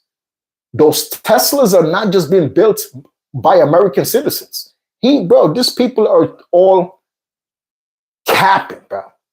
100%. All of these people that's saying, oh, let the jobs go to Americans. American people is not working because the immigrants are charging a lesser rate. You bugging. Open up your business. Then open your business. The people out there that's sitting back talking crazy, talking about, oh, the immigrants is taking all the jobs. There is no jobs for American people to take. What? Okay, open up a construction company. Open up a construction company and you need 50 employees and make all the 50 employees American citizens. Let's see how long your company stay afloat. Bro, it all boiled down to numbers. I don't care who you are, dude. You're not opening up a business to lose. It all comes down to numbers. Why do you think so many American companies is outsourcing the business, taking the companies and going to different countries to run the companies in different countries? Why? Why do you think that? Apple is an American company. Where does the Apple, which is an American company, where does the products come from? What country that Apple sells in America? All of these people is out there talking about, oh, let the jobs stay in America. Let's bring the jobs up. Why billion-dollar companies as such as Apple? That's a share. One share Apple right now is over $100 on Wall Street. One share is over $100-$200 for a share of Apple. And it's an American company. But where do you think the products are being created? I'll give you a hint. Not in America. Not American people, not American citizens that's making the Apple phones. The Apple phones that people are buying in America for $1,500. American citizens are not making those phones. It's an American company. You guys out there could just sit back and talk a bunch of nonsense all the time, man, about, oh yeah, the Americans cannot get jobs because the immigrants is taking all the jobs. Bro, nobody get into business to lose. Whomever could do the job, I don't care about your status. If I have a job to get done as an owner, as a CEO for company, as a CEO for business, I have a project that I need to get done. And you telling me you're charging me $60, and I got some guy who's charging me $20 could do the same job. You think as a business owner, I'm going to pay you $60 because you have the birthright as an American? If you tell me yes, you know you capping. You know you capping, man. You listen. If you out there talking about, I'd rather give the American and pay the $60 to the American person, to the United States citizen. Yeah, I'm going to pay them the $60. You capping, bro. You need to stop it right now. Stop the cap, dude. I want to say cap. If you don't know what I mean, stop the lies.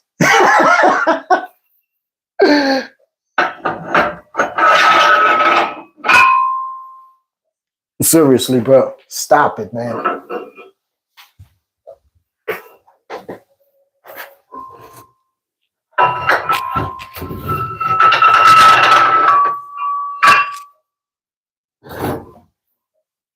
What's the time? It's 6:24 on the East Coast. I'm actually liking this live stream, man. These live streams are great. I like doing it. It's fun having conversation. I like it. I like it a lot. Just have to find interesting topics to keep you guys in tune to the live stream, you know?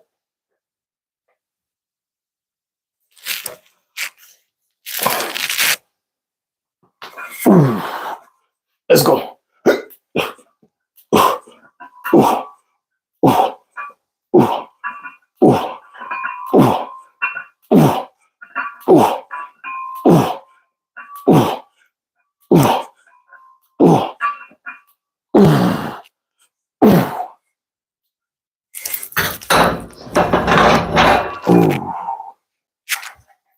Yeah, man. It's all comes down to numbers. At the end of the day, it all comes down to numbers, man. I honestly don't take all of this stuff for granted because Apple is an American company. Tesla is an American company. Microsoft is an American company. Where do you think the majority of Microsoft employees is from? Where do you think they make the Microsoft laptops, notebook, the Microsoft products? Where do you think those things are manufactured from? I'll give you another hint. Not America. You see where I'm going with this? I'm talking about American billionaires. American billionaires. You know, Mr. Bill Gates, the owner, CEO, Microsoft, an American billionaire. He's an American, proud American man, a great man, by the way. That man helps out a lot with all the money he makes. Great man. He's been a great man for years. He gives back a lot. He does a lot of charity work, Mr. Bill Gates. And God bless you, sir. I hope and wish you and your family the best. You have a good heart. He does a lot of charity work, that man, dude, a lot. So, you know, I don't mind buying products, Microsoft products, because this man, all the money he do make, he help a lot of poor people out in different parts of the world, third world countries. He do a lot. He builds schools, he build property, like he do. That man, Mr. Bill Gates, gives a lot of money to charity, man.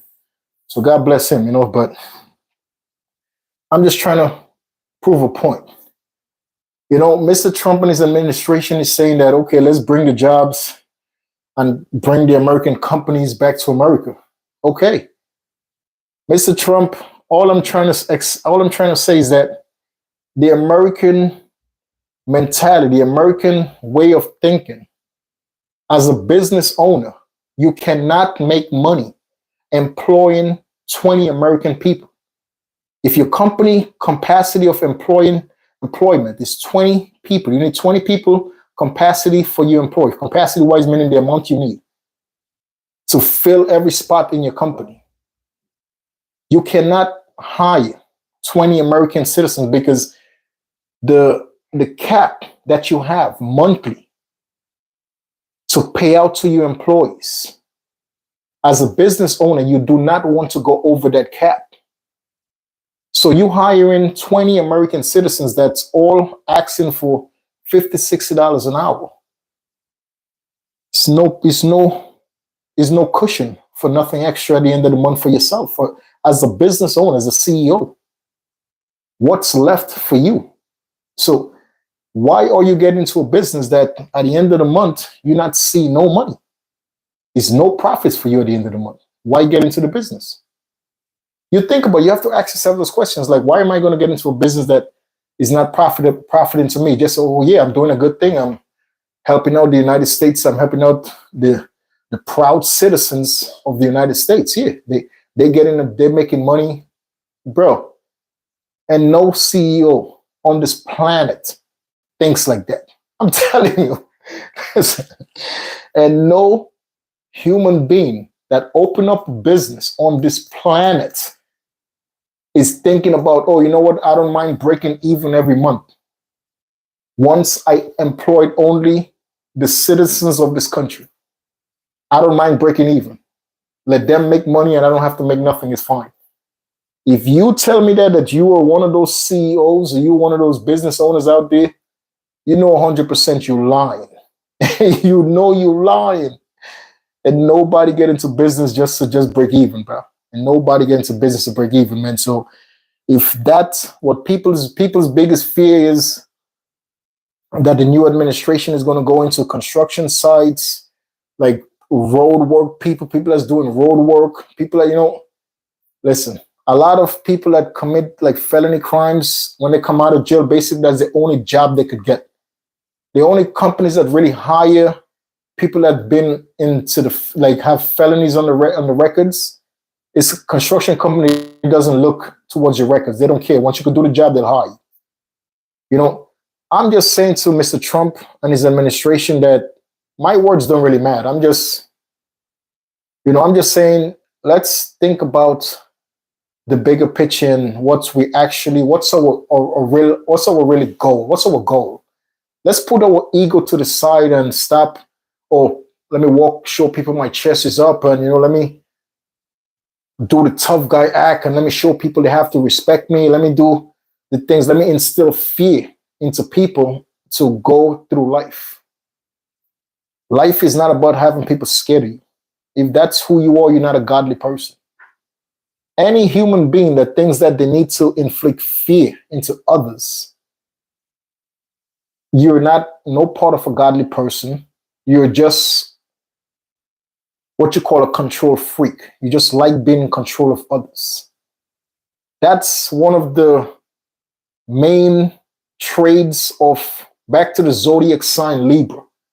President Putin of Russia, he's a Libra. If he was born in the end of September to October, the middle of October, in the Libra sign, that means you're a Libra. And that's one of the traits of Libra people. They love the position of authority. They love the position of having people fear them every day. They love that whole, I'm above you and you're beneath me. They love the position of, I'm in control and everything you do, you have to tell me. I need to know everything that goes on with you. Libra people, that's one of the traits. They love being the leader and they don't mind showing fear. They don't mind instilling fear in people with violence or whatever way fear they could instill into others to make themselves look like they're the scariest people in the world. To stay in power, to stay in a position of power, they are willing to inflict it on others. So if you out there ever come in contact with a person that's a Libra, think about my words. We could look at the Moreno dude, the rapper dude, the Moreno dude that just went to jail, just got indicted by the feds. The Moreno from Chicago, the black guy from Chicago, Lil Durk, that guy, the rapping guy, he's a Libra. You know, and perfect example to exactly what I was saying to you guys. This guy, and allegedly, he's been charged with paying to do bad things to other people. And that's a human being that's just, he's willing to do whatever it takes to instill fear into other people so he could stay ahead. That's a typical trait of a person that was born at the end of September to the beginning of October. They're willing to do whatever it takes to stay in a position of power. So they're willing to do whatever it takes to instill fear into other people. As you heard Mr. Zelensky from Ukraine, that man said 100,000 times, he said,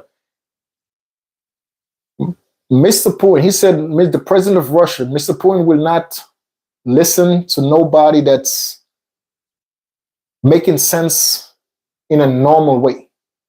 And he's 100% right. He said the only thing that's going to make sense to that man is unthinkable violence. He said it. You know, it's not my words, it's his words, that the only thing that that man will respect is incredible amount of violence placed on him and everybody else. That's the only thing. From my experience and from my knowledge of Libra people, he's 100% right. A Libra person will not look at you as an equal unless they know you're capable of doing and causing serious damage to them personally, of serious damage in every which way, shape, or form. And once again, that's from my experience with Libra people and from my knowledge of the zodiac sign, because I study the zodiac sign for years.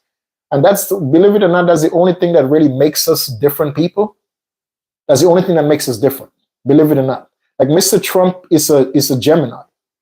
And Mr. Trump is one of those people that you will call him. That's why I said that the man that you see as the president that's putting on that act of, you know what, I have to be that person, I have to be looking like that every single day.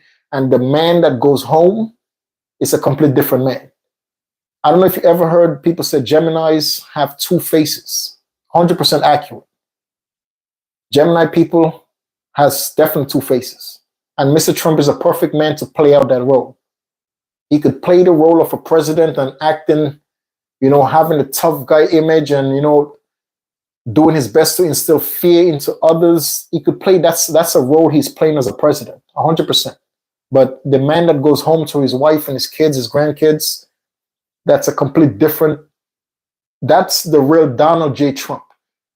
The man that goes home to his wife, his kids, his grandkids, that's Mr. Donald J. Trump. That's the real Mr. Trump. The president, Donald J. Trump, that man, it's another person he has to portray in order to keep in order to keep stability in the world. Being as the president of one of the most powerful countries in the world, he has to have that tough guy, no smile, always serious attitude. He has to have that demeanor about him every day when he's in front of the camera, when he's having interviews and stuff like that. He has to put on the two acts. Another thing about Gemini people, Mr. Trump fit the role of a politician because Gemini people will talk you to death. Anybody who knows a Gemini person cannot tell me I'm lying. And once again, I studied this stuff for years, and believe it or not, that's the only difference between human beings. The difference with us is based on the period we was born. And anybody out there that has a Gemini friend, Geminis is from the end of May to the middle of June. If you have any friends that was born from the end of May to the middle of June, you should know exactly what I'm talking about. A Gemini person will talk you to death. Kanye West, Mr. Donald J. Trump, those Mr. Trump will talk from sunrise to sunset. That man will do interviews all day and talk all day with no problems. Mr. Trump fit the whole thing of a politician. When coming to talking, that man has no problem. He's a typical Gemini. Another trait of a Gemini person, I worry about me. I'm not worried about you. That's another trait of Gemini people. They worry about themselves.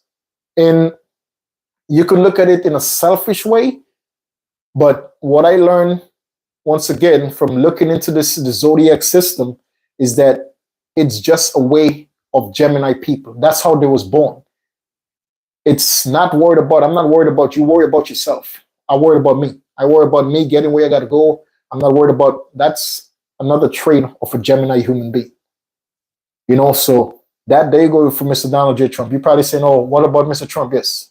Once again, the whole two-faced thing that people say Geminis are, that's a true fact. Geminis are two-faced people. The character, there'll be certain person in front of this person, there'll be certain person. That's Mr. Trump, Mr. Donald J. Trump that goes home to his wife and kids and grandkids. That's a different man than the president, Donald J. Trump. That's in the public eye, that's in the cameras, that's having interview, that's a different, the President Trump is a different Trump from the Trump that goes home to his wife and kids and his grandkids. Just keep that in mind. He's a great man. Once again, it's not judging people. I'm just telling you the difference between us as human beings. The color of our skin doesn't make us different.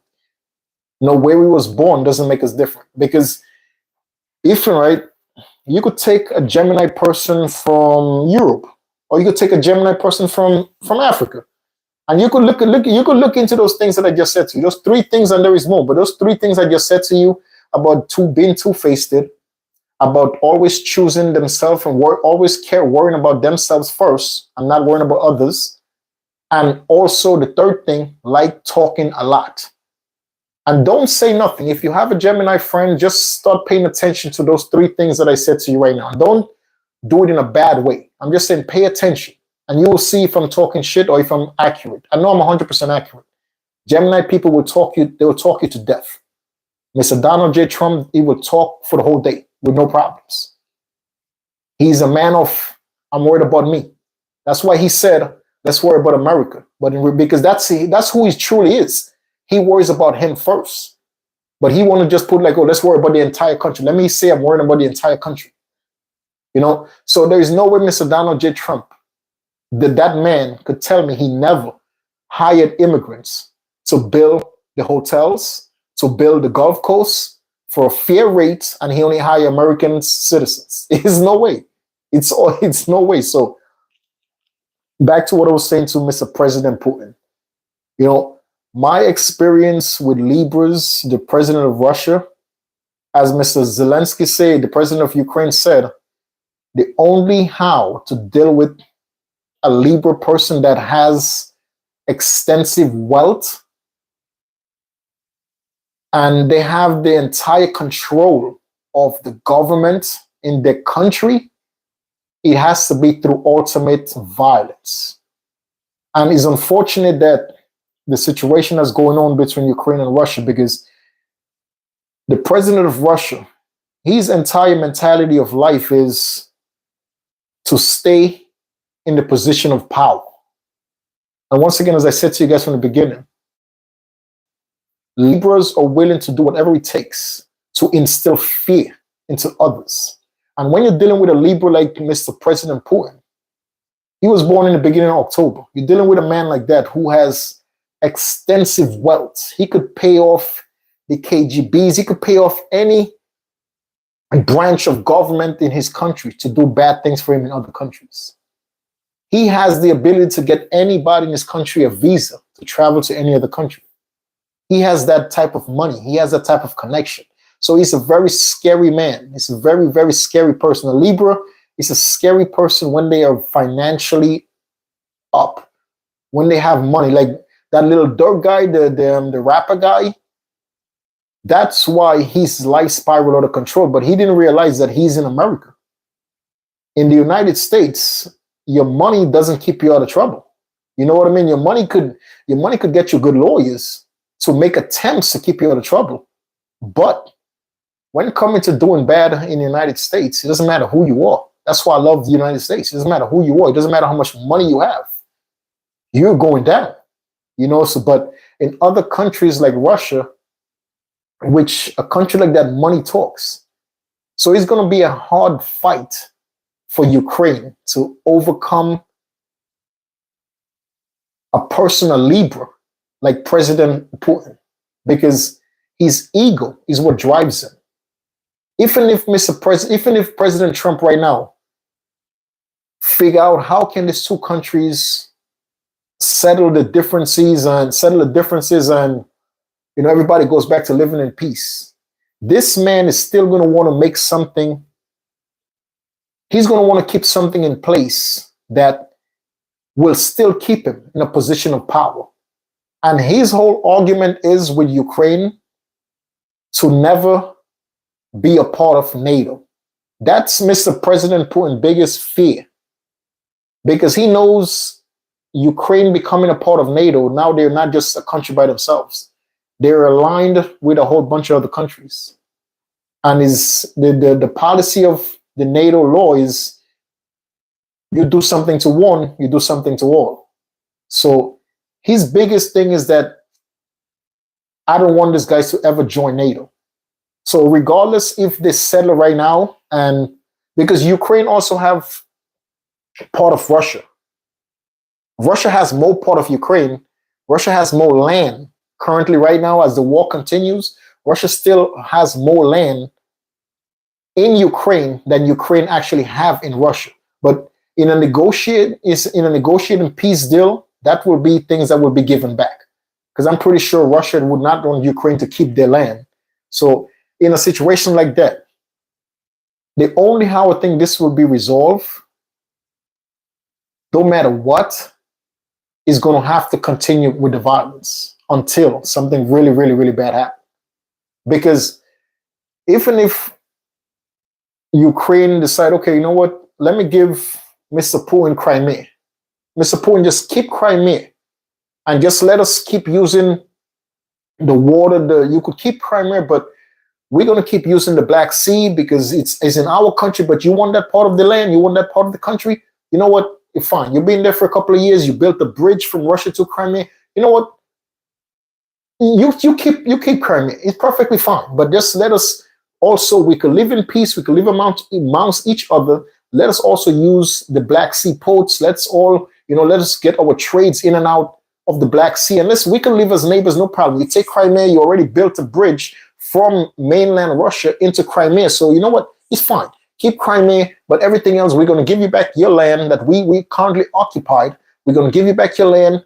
Keep Crimea, and we are not going to get into NATO.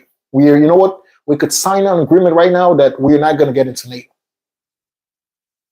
It's still not going to be enough for Putin. It's not going to be enough. He's going to want more out the deal.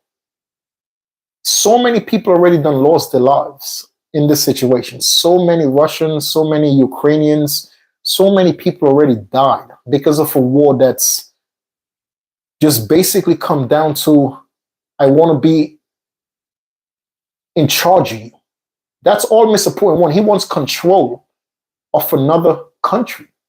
That's all it boils down to. He wants the same way you have countries like Jordan that fears Moscow. You know, like countries like that he has the upper hand to say whatever he wants to those governments, and they have to do what he said. He also had that upper hand in Syria. He no longer have that upper hand in Syria. The people that control Syria, which is Turkey. Turkey controls Syria, 100%. The people that went into Syria and took over Syria, they're all backed by Turkey. If you guys know about Turkey, Turkey has a very, very, very great military. And Turkey is also a part of NATO. Turkey has one of the most strongest militaries in the world. So Turkey was backing those people, and Turkey took over. So Turkey is going to be, I'll say 100% of Turkey is going to be controlled by the Turkish government. Don't matter if Syria built an interim government, whatever they could create, but the main say-so is going to come from Turkey. So no other countries could get involved in that in Syria. And that's fine. At least the people of Syria is going to have a good life, because the people in Turkey has a great life. Turkey is a great country. The people of Turkey is living a great, awesome life. The country of Turkey is beautiful. So the people of Syria, at the end of the day, that country is going to be rebuilt and become a beautiful country as well. You know, back to Mr. Putin. He has other countries that he has a lot of say-so within. His government has say-so in, that his government says something and he has to get done. He has countries in Africa, but the biggest thing with Mr. Putin is that he thinks everybody should back down because of his threats and the things that he say on a daily basis to instill fear into people. He doesn't realize and understand that, as I say, like, you could go to church. Going to church doesn't make you a godly person. Going to church and praying to God in a church doesn't make you godly. Telling people that you believe in God doesn't make you godly. Your actions is what really, truly make you a godly person. So if you are living your life doing the best you can to instill fear into others based on the life they're living, if they're not living life up to your standards, that you don't like what they're doing, you think that you could go and instill fear and bring and cause chaos to other people just because you want to be the authority for those people.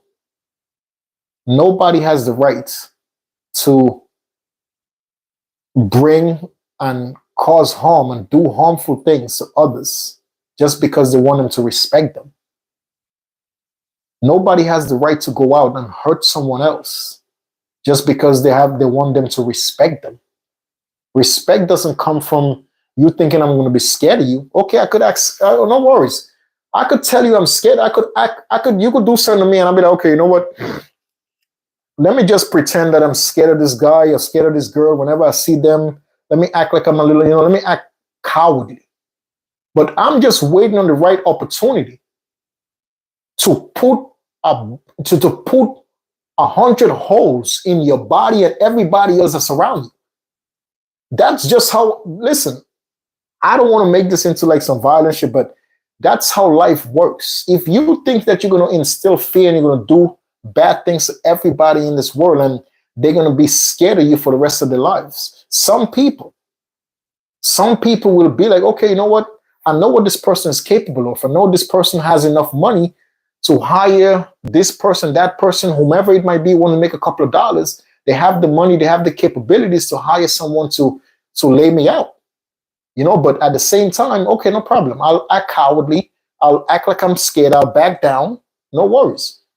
But I will wait for the perfect opportunity to put an end to this fear, to put an end, because you will forever be a threat. Don't matter if Ukraine will back down and give Russia the tell Russia basically, okay, I'm never going to join NATO. I'll sign a contract stating I will never be a part of NATO. But still, guess what? Ukraine don't have to become a part of NATO. What Russia just did by signing a treaty with North Korea, Ukraine can do the same thing. Ukraine right now has the abilities because they're in war, so they can't really do it because they're in war. But they have the ability right now to go sign treaties with other countries. Because if you could do it when you're in war, to go sign a treaty with another country so that country could help you fight whatever unnecessary problems you're fighting for, you drag the entire other country involved into the chaos. So why Ukraine, as an independent country, cannot go out and create the same type of contract you created with another country to help them defend themselves? It all comes down to the thing is about Mr. President Putin. He's never going to be satisfied with whatever deal that's being made right now. If he's not going to get his way, he's not going to be satisfied. That's just a typical Libra. His whole thing is that I want to take Ukraine. I want to make Zelensky and everybody in Ukraine be scared of me. So regardless of the peace deal that's made, Zelensky and the entire government of Ukraine is always going to have to watch the back with Russian officials for the rest of their lives in that country. As long as Mr. President Putin runs Russia, no matter what's the deal that's on the table right now for Russia to keep Crimea, for us to not sign, that we're never going to get into NATO, that's just basically trying to stop the violence and to live in peace. But at the same time, that's giving another individual the power to think that they have the rights to tell me what I could do and I can't do. What give you the right to tell me as an independent human being that I cannot join this if I want to join this? If I'm going to do this for the better of, not just for me, for the better of my country, what you telling me I cannot do it for? Who are you? So on the side of Ukraine, you'll be like, okay, Ukraine is defending the sovereignty. Ukraine is defending the rights as a free country, as an independent country. Like, they're fighting for the rights to be and do whatever they want to do. They're fighting for the rights to just let one country leave me alone, that you're not going to tell me to do what you want me to do. That's what this whole thing comes down to. I want to take your land because I know I'm stronger than you. I want to tell you what to do because I know you have to listen to me, because I'm stronger than you. I have more money than you. I have more capabilities to do violence to you. Like, once again, if you believe in God, if you're a Christian, if you're a church-going person, Mr. Putin, you see him in church all the time. You see this man going to church. There's hundreds of videos of Mr. President Putin going to church in Russia. I know all presidents goes to church, but if you know you're going to church and you really don't believe in the words of God and his family, why do it? Why show face inside of a church? Church is supposed to be a holy space. So that's why I tell people all the time, no matter you see people getting up every Sunday morning, putting on the nicest clothes and going into the Sunday service, that doesn't make them a God-going person. That's just they like getting up Sunday mornings and going to a building that worship God. But they're taking a seat on the bench, and that doesn't make them a holy person. They just like going to the building and listening to people talk about God. It's all something that comes from within you. It's all something that you have to believe in. It's something that you have to live by. The rules of God is something that if you're really God-fearing person, you have to live by those rules. Doing bad to others, just trying to control others, just causing harm to others. It's just things that's not godly. You know what I mean? Like, we're not on this planet to, as God loving people, to hurt each other. Not at all. If you think it's okay to go hurt people, you're not a godly person, dude. If you think it's okay to create chaos just because you want to get things done your way, how are you a godly person? If you think it's okay to just go cause ruckus for other people every single day, having to wake up in fear, how are you a godly person? God expects us to live in peace. God expects us to help each other. God expects us to do what's right for each other. Like, how are we saying that we're godly people? How are we claiming to be Christians? How are we claiming to be religious people when we are going out and doing bad things to other people? We're not Christians, dude. You're not holy doing stuff like that, dude.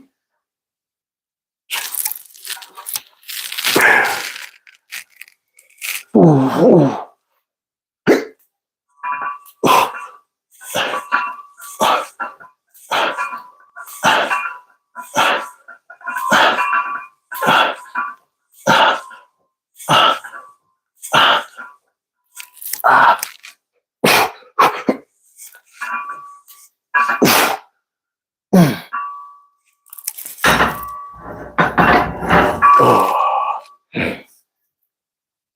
Yeah, man, but listen, God bless Mr. President Putin, man. I hope and wish the conflict will be over, because at the end of the day, officially, I don't know how many people die from both sides, but I know the numbers are very high, and now there's another country that's involved that I know the numbers is going to climb for that country as well. So it's no way Mr. Putin and none of his generals. It's no way Mr. Putin and none of the generals in his military is going to put Russians on the front line when they have a different country that's fighting with them. That other country, all those African guys that's going to fight for the Russian problem, they're all going to be in the front line. They're the one that's going to die first. Believe it or not, there is just already too many Russian casualties. So if this war is going to continue, from all the African countries that Russia has influence in, they're all going to come in and fight. From the North Koreans, they're going to come in and fight. And hopefully, once again, hopefully, with the help of God, that conflict could come to an end. With the help of God, that whole situation could just stop. And once again, hopefully Mr. President Putin could just, they could come to the conclusion, like, give this man Crimea. He already built a bridge from mainland Russia to Crimea. Just take Crimea, take that part of the land. It's fine. Just leave us alone, everything else. Take Crimea. Let's share the Black Seas. Let's share the port water where we could, where Ukraine, because Ukraine need part of that water to get things in Ukraine and out of Ukraine. So let's share that part of the water. Let's work together with that part of the stuff, and let's just live in peace. Hopefully that could work. You know what I mean? And Ukraine just never become a part of NATO. Unfortunately, Ukraine don't really, because Ukraine have the backing of a lot of NATO countries. Regardless, NATO is not fighting in the Ukraine war, but Ukraine has a lot of backing from that organization. A lot of backing from NATO. So at the end of the day, hopefully, man, the president of Russia, the president of Ukraine, the president of France, all the presidents from different countries, the United States president, Mr. Donald J. Trump, hopefully they could all sit down on one table. I know President Putin don't trust nobody. If you notice, when he go to different countries, he doesn't eat, he doesn't drink water, he don't do nothing. He just takes what he brings.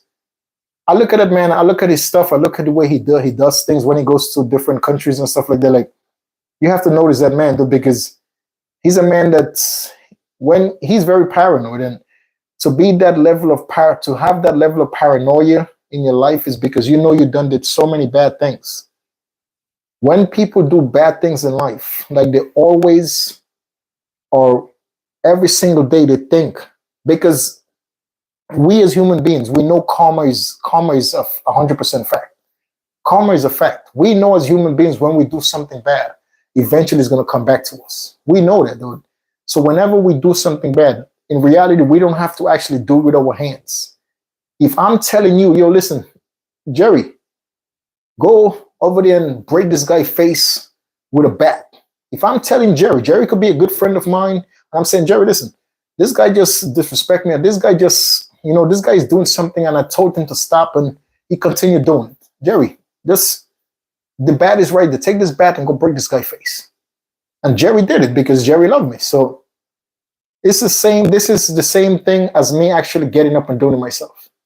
Because I'm telling Jerry, somebody who don't even know that person, I'm telling them to go do something bad on behalf of myself. So regardless Jerry did it or not, Jerry will not get the same karma as I will get. Because at the end of the day, Jerry got involved because he loves me. So the karma is going to come back to me at the end of the day. So a lot of people think that, it's not made of physically doing bad things. But if you are a part of anything that's being done bad, you know about what's the bad things that's going to happen or that's happening, and you don't do the best to put a stop to it, that make you a part of it. You know what I mean? So Mr. President Putin, like, you look at every country he goes, he walks and carries himself with a high amount of paranoia. He would not drink from different countries. He would not eat. He's that type of guy, because that comes with done people, because he knows there's so many ways to skin a cat. There is so many ways to skin a cat. You don't have to skin a cat with a bullet. You don't have, you know what I mean? There's so many ways, dude. Especially when you're dealing with high-level government officials like that knows all the trick and trades to hurt someone else. You're dealing with high-level government people that knows all the tricks and trades, all the ways to poison people, all the ways to skin a cat, man. There's millions of ways to skin a cat, and they know the majority of the ways. So he carries himself with a high sense of paranoia. He looks at every angle of wherever he thinks it could come from, wherever angle he thinks he looks at it, though. But once again, man, I hope everybody comes and realize that let's live in peace. Let's do what's right for each other, man. Let's have a better life. Let's do what's better for each other, man. And Russia and Ukraine, that whole violence could stop, because hopefully the Israel stuff is over. Hopefully that's solved. And look at that country that, oh my God, Israel was just fighting. You see the videos of that country from the drone footage of that country. That whole country is bombed out, bro. I'm like, how are they gonna build back that country? All of the buildings are bombed out, bro. Bombed out. I'm like, this is madness. Now, after all the death, after all the stuff that's been damaged, now we reach a settlement. Was it worth all the lives that were lost on both sides? To people who is just sitting back thinking oh man, Israel proved their point. They're not going to back down. 100%. Nobody should ever back down when people bring violence to their house. You should never back down. If someone come to your home to rob you or to kill you or to do something bad to you and your family, why are you going to back down? I think you have all right to hurt anybody that comes to your house to do something bad to you. I don't think that should be that shouldn't even be a thought process. It should be automatic. You hurt anybody that's come to your property to do anything bad. That's just the way life is. You know what I mean? If you have the balls to come into my house or come to my property to cause harm, to bring harm to me, I have all right to make sure you don't leave. I have all right to make sure you don't leave, dude. That's called defending your rights, defending yourself, dude. That's it. So I hope that situation at least never ever happen ever again. But in the Middle East, it's since I was a little kid, this countries in the Middle East always been tension, bro. Always been tensions with the Jews and the Muslims. Always been tensions, and it's always religion-related problems. I don't never get it, dude. I never ever get it. It's always religion issues, But hopefully, man, once again, this doesn't happen again. It's like every couple of years this happens between Israel and Hamas or Israel and Hezbollah. It's always some shit. Hopefully, man, everybody start keeping things cool. Like everybody just live their lives, bro. That's it. Everybody just go about their day, do what they have to do for them and the people, and just live in peace, bro. That's it. Stop the problems. So that Israel stuff, thank God, it's stopped. Hopefully, stay stopped, and hopefully now everybody could come together and work on the Russia situation. That's a situation that definitely needs to stop, man. That shit been going on. People say for 3 years. It's been going on way before that. You have to realize the fight for Crimea started in 2014. The fight between those two countries for land started years ago. In 2014, 2013, some shit like that. The fight between those two countries has been going on, dude. And it went 2025. You know what I mean? So at what point this is going to stop? At what point, the bloodshed is going to be over? It has to come to a point that, bro, that's it. It's a year.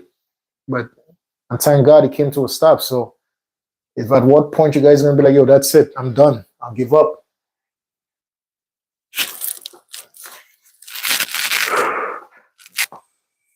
Oh.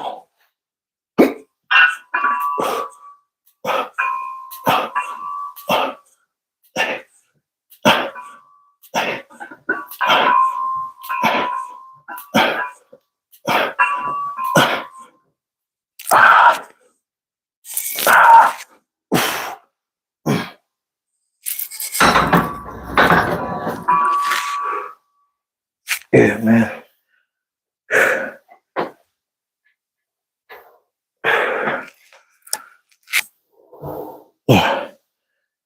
Yeah, ladies and gentlemen, if you guys just joined the stream, my name is Lannie. I'm just here. I'm a personal trainer from the New York State area. If you guys live in the tri-state area and you would like to have a personal trainer come out to you, drive out to you, to go to your local gym, to go to your home gym or to your local gym, wherever you live at, I have no problem. If that's something that you can afford, I have no problem driving out to you, to work with you, to motivate you, to help you with the techniques you need, to help you with your food plan. I have no problem, ladies and gentlemen. If you live in the tri-state area, which is Connecticut, New Jersey, and New York, any part of New York State, any part of Connecticut, or any part of New Jersey, I have no problem driving out to you. So yeah, man. Anyway, ladies and gentlemen, we're just talking today a little bit about the topic of the immigration stuff that's been going on. Give me a second, dude. Oh.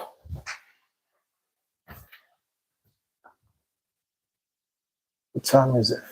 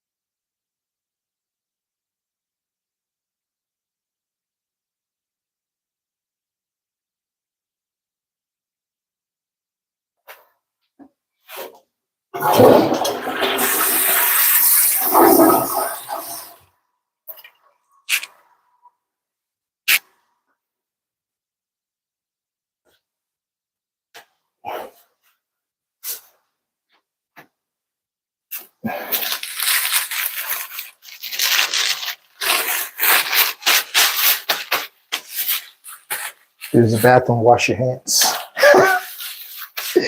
For real. A lot of people go to the bathroom, and I don't know how people go to the bathroom and never wash their hands. I don't get it. Even if I'm in my house, though, by myself, every time I go to the bathroom, I always wash my hands, bro. Like, I'll be seeing, like, that's why it's like, sometimes it's hard for me to shake people's hands, but I think, like, that's, like, a really respectful way to meet people, with a handshake. Like, but because a lot of people would do the fist bump and stuff like that. Like, I think, like, respectful way, a handshake and nice little embrace. That's another way that I like, meeting people. A firm handshake or a nice little hug, body to body type of hug. just to show respect. You know what I mean? But a lot of people, man, do not wash their hands. I don't know why. I think it's outrageous, but we're not gonna talk about that. Yes, boys and girls. Okay. My third exercise, which I am going to actually do superset, sit-in shrugs, and red delts. Ooh. Let's go.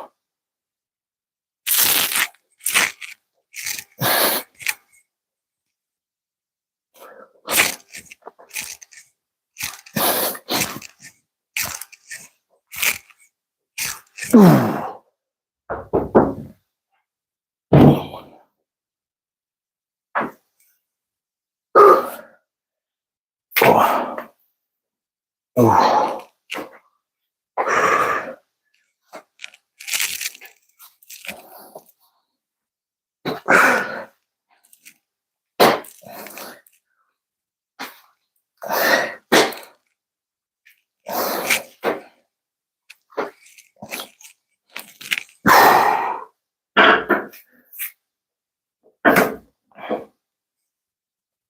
Yeah, man.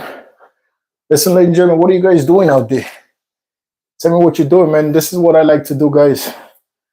I like to work out, and working out and just talking about daily topics. What's trending? Today's trending topic was the President of the United States, all the executive orders he signed, and what's for going forward for the next 4 years. And that's what I've been talking about for the past couple of minutes. I've been on this live stream. It's been fun, you know. The president, something that he did to me, I found crazy, because it's like all the security details from the Secret Service, because the Secret Service provides security details for high-ranking government officials, especially politicians. The Secret Service, that's mainly who they protect, politicians.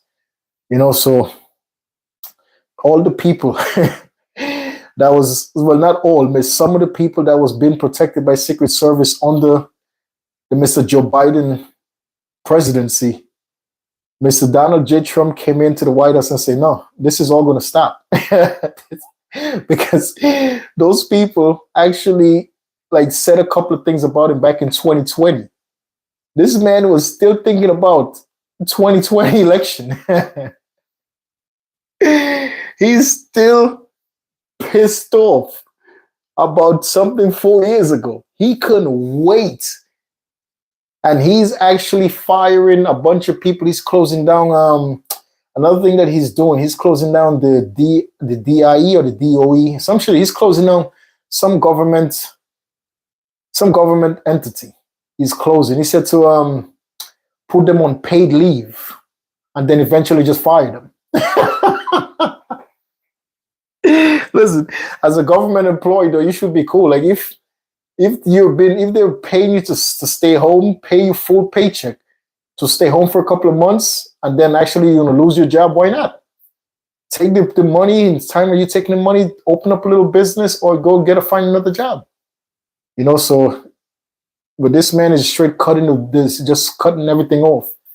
He's going to the IRS, he's gonna have some problems with the IRS. Like Mr. Trump is stirring the pot. He's stirring the pot, dude. Everybody that went against him in 2020, oh, look out. He's coming right back. He's coming back for vengeance. Man, as Christians, we should not think about vengeance to nobody. As Christians, we should pray for those that bring hurt to us. Pray for, as Christians, that's how we was taught. Pray for people who did bad to you. You know, pray for people who bring hurt to your heart. You know, pray for others. Don't wish bad on others and don't think bad of others. Just hope and wish the best for people who brought misery to you. As a Christian, that's what I was told growing up, and that's what I think to this day. You know what I mean? So many people did bad to me. So many people done hurt me. So many people done, took advantage of my kindness. But I sit back and I'm like, you know what? All these people that's like really did bad things to me that at the time I thought it was bad. But now thinking about it, I'm like, no, it wasn't bad what they did. It was just necessary for them to do it so I could get away from them. To me, I live my life that everything happens for a reason. Like, I'm on a traffic light today. Like, before I came to start this live stream, bro, I'm driving and I stopped on a traffic light. And this is not the first, this is the third time this happened to me, dude. Third time, I swear to God, dude. Like, I'm stopped on a traffic light. And out of nowhere, all of a sudden, boom, like ran some girl, a woman, she's driving a big truck, like one of those SUVs, slammed into the back of my car super hard. I'm talking about she broke my bumper, broke my lights. My car is parked right now outside, broken bumper, broken lights. My trunk can no longer close. And mind you, dude, it's 10 degrees outside. It's 10 degrees outside in New York right now, dude. And I'm like, this girl, she's on her phone. And she's telling me after hitting me, like, oh my God, I'm so sorry, but I'm working. I'm like, what are you talking about? You're working, you have to leave. Are you bugging? Like, what do you mean you just broke my whole car? What are you talking about? Like, she is so nervous because she's on her phone and she don't want me to call the police to file a police report. And I'm like, listen, I'm not trying to call no police or nothing. I don't call police or nobody. I'm like, all I want you to do, you have to fix my car. I don't care about calling police, getting a police report, going through insurance. I don't care about none of this stuff. Show me your license. I'll take a picture of her license, take a picture of license plates. She calls her family. Her family said that they know her owner of a body shop. I'm like, that's all I care about. I don't want nothing for free from nobody. I just want you guys to fix my car. It just happened right before I got on the live stream. Right before I came home, dude, I'm like, this is ridiculous, dude. But as a Christian, I don't think about like, okay, you know what? This girl did something terrible to me that's inconveniencing me right now. All I thought about right there and then, it's a reason that happened. I don't look at the bad ways. I don't look at the bad of what happened. Like, it's so, to some people what I'm saying is crazy, but that's how I live my life, dude. Like, I think everything that happens to us as individuals, as human beings, everything that happens to us as human beings, it's a reason for it to happen. Everything. So to all those people who was going against President Trump in 2020, he should take that as a blessing. Not to take it as revenge. Let me get revenge on these people. No, take it as a blessing to know going forward, who can he trust? As a Christian, that's what I learned in life. You don't take nothing personal and make it turn you into somebody that could, turn into something else. You take it as it is and you learn from it. You take it as it is and you make, you know what? This happens to me is a reason it happened. Once this girl hit my car, she hit me. Listen, I had my seatbelt on. And it was not me by myself in the car. It was me and someone else in the car. And both of us had our seatbelt. I'm in the driver's seat and the other person, the passenger. And both have our seatbelt on, dude. And the impact was super duper hard. She's driving an SUV, bro. The impact was super hard that literally, dude, I'm stopped on the traffic light. And she hit dumb. And I looked, and I'm seeing this, her head is down. Her head is down, dude. And I took my foot off the brakes at the last minute. Because I'm looking at her coming. I'm seeing her. I'm like, this chick is going to stop. She's going to stop. She's going to stop. Next thing I know, dude, once I released my foot off the brakes, she hit. Boom.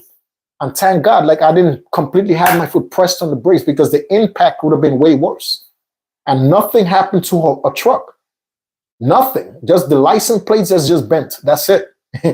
Dude, my entire bumper. My bumper broke. My bumper caved in. My lights broke. Bro, forget about it. My trunk no longer closed. A bunch of crazy stuff, dude. But I just took it as this, like, you know what? This girl, she's nervous. She said this never happened to her ever before, and I'm like, you know what, man? I'm not gonna make a bad situation worse for this girl. I'm not gonna involve police. I'm not gonna involve getting a police report, filing the car. She said the car don't belong to her. The car belongs to her father. Like, and I'm not one to make situation worse for nobody. Because if I was in that situation, I wouldn't want people to make it bad for me neither. So I think about life like that. I think about, God forbid that was me, or God forbid that was somebody that I knew, or that's somebody that I love, that was driving that car and that was not paying attention to hit somebody else. If I would get that phone call, I would show up and hope that person, to do the right thing for me or do the right thing for that person that I care about. So that's how I look at life. I don't look at life on some like, oh, let me take full advantage of the situation, file a report, go through insurance, get me a different car, let insurance pay for it. No, I don't. Because you do things like you take advantage of others, eventually it comes back to you in the worst way, man. Everything I do in my life, I do it because I do it for the blessing from God, dude.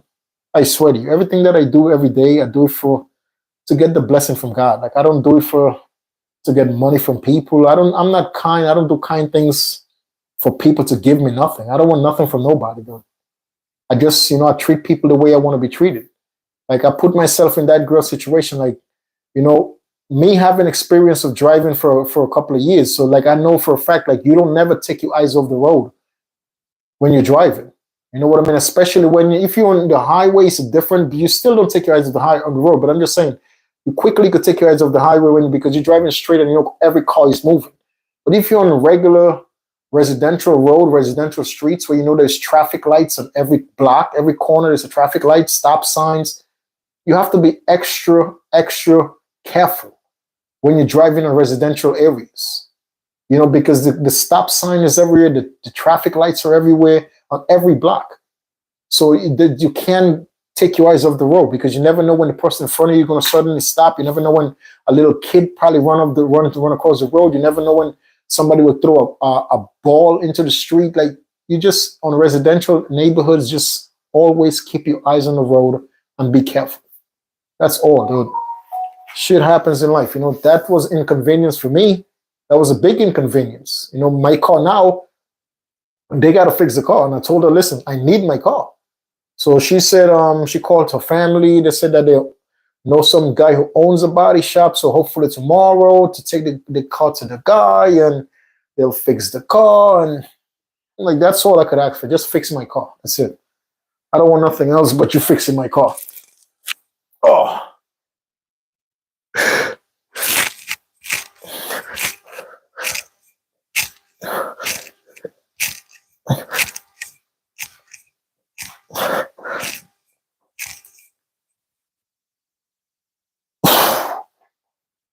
Oh.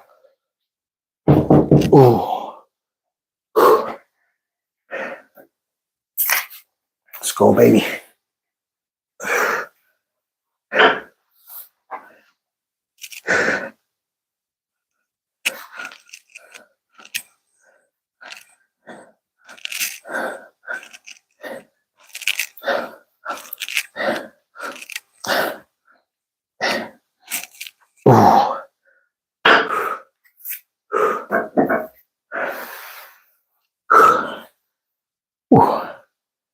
There you go, man.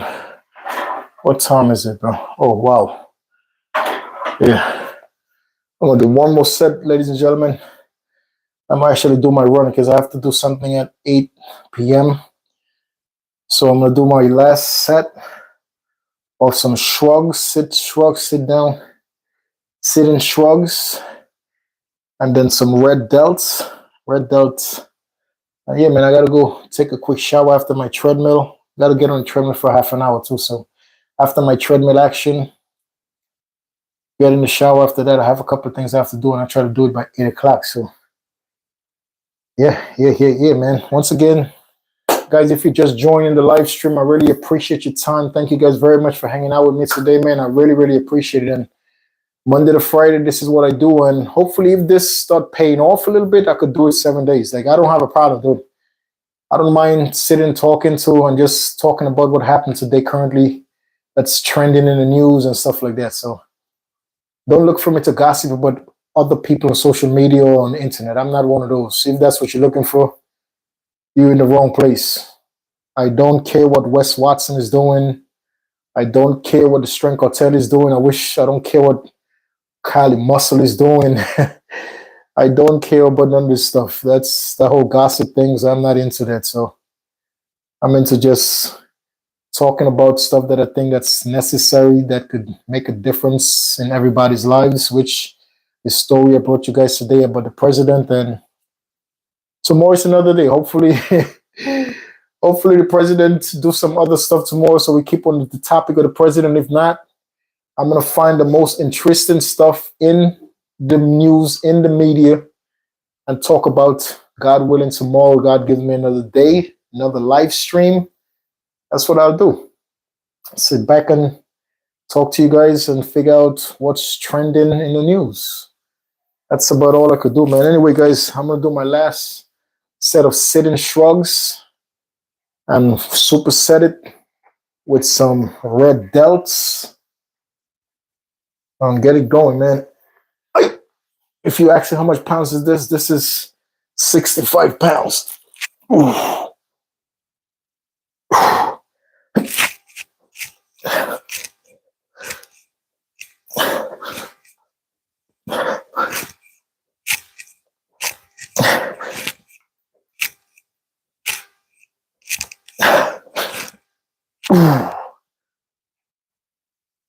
Oh. Oh. I think sitting is like, when you're sitting and doing exercise, I think it's like, I don't know if it's, I think to me it's a little more complicated, it's a little more difficult. It's like when I do shrugs in the gym, I do shrugs on the machine. And I could put 4 or 5 plates on each side and do comfortable 8 to 10 reps. And I'm putting, that's 4 or 5 plates, me standing, doing shrugs, dude. You know, and I'm doing it 8 to 10 reps comfortable, you know. But this is only 65 pounds. And the thing is, though, you have the strength of your legs to help you. You know, when you're doing sitting shrugs, it's just your shoulder that's bringing up the weight. And on the way down, you bring it down slowly with your shoulder. You see I'm going up and down, but regardless, up, you're lifting the weights. So down, you still have the weights in your hand. So it's not no point that your legs are helping you. When you're standing, you know, when you're going up, down, you're getting help with your stance. Your legs is there bracing everything, you know. But, yep. Let's go. Let's go with delt raises, man. Last set. See, I'm doing this hunching over, chest up. See, I'm putting the weight right in the bottom of the bench. That's right.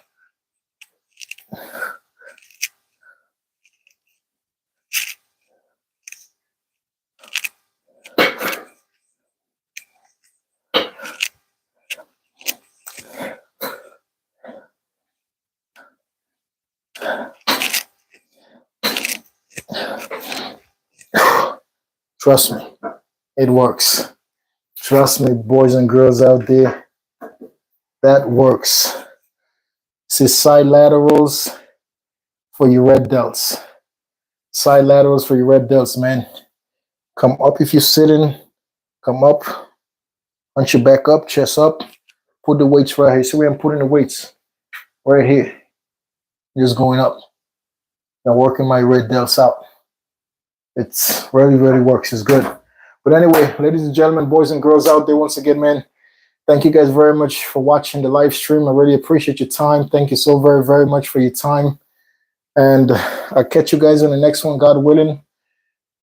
Always remember, ladies and gentlemen, always remember to treat people the way you would like to be treated. Always remember, do what's right in the eyes of God and his families at all time. Always make God and his family a part of your decision making. And if you're truly a Christian, if you're truly a God-loving person, you will know it's always good to be kind to others. If you're a God-loving person, you should know it's always good to be respectful to others. If you're really a God-loving person, you should know treating others the way you want to be treated is very, very important. Treat people the way you would like to be treated. Always do to others the way you would like to get others to do for you. Treat people the way you want to be treated all the time, guys. Always make God and his family a part of your everyday decision making. With God and his family in your life on a daily basis, you will make wiser decisions. You will make wiser choices. You will do things that will gain later on in your life. You will make a lot of gains in your life. with the help of God and his family, when you put God and his family first in everything you do. I'll catch you guys in the next one, man. Stay safe, stay positive, always work together to make and bring this world to a better place. Always let's work together to make and bring this world to be better. I'll catch you guys in the next one, and until then, let's stay swollen, baby. Let's stay swollen. Let's go.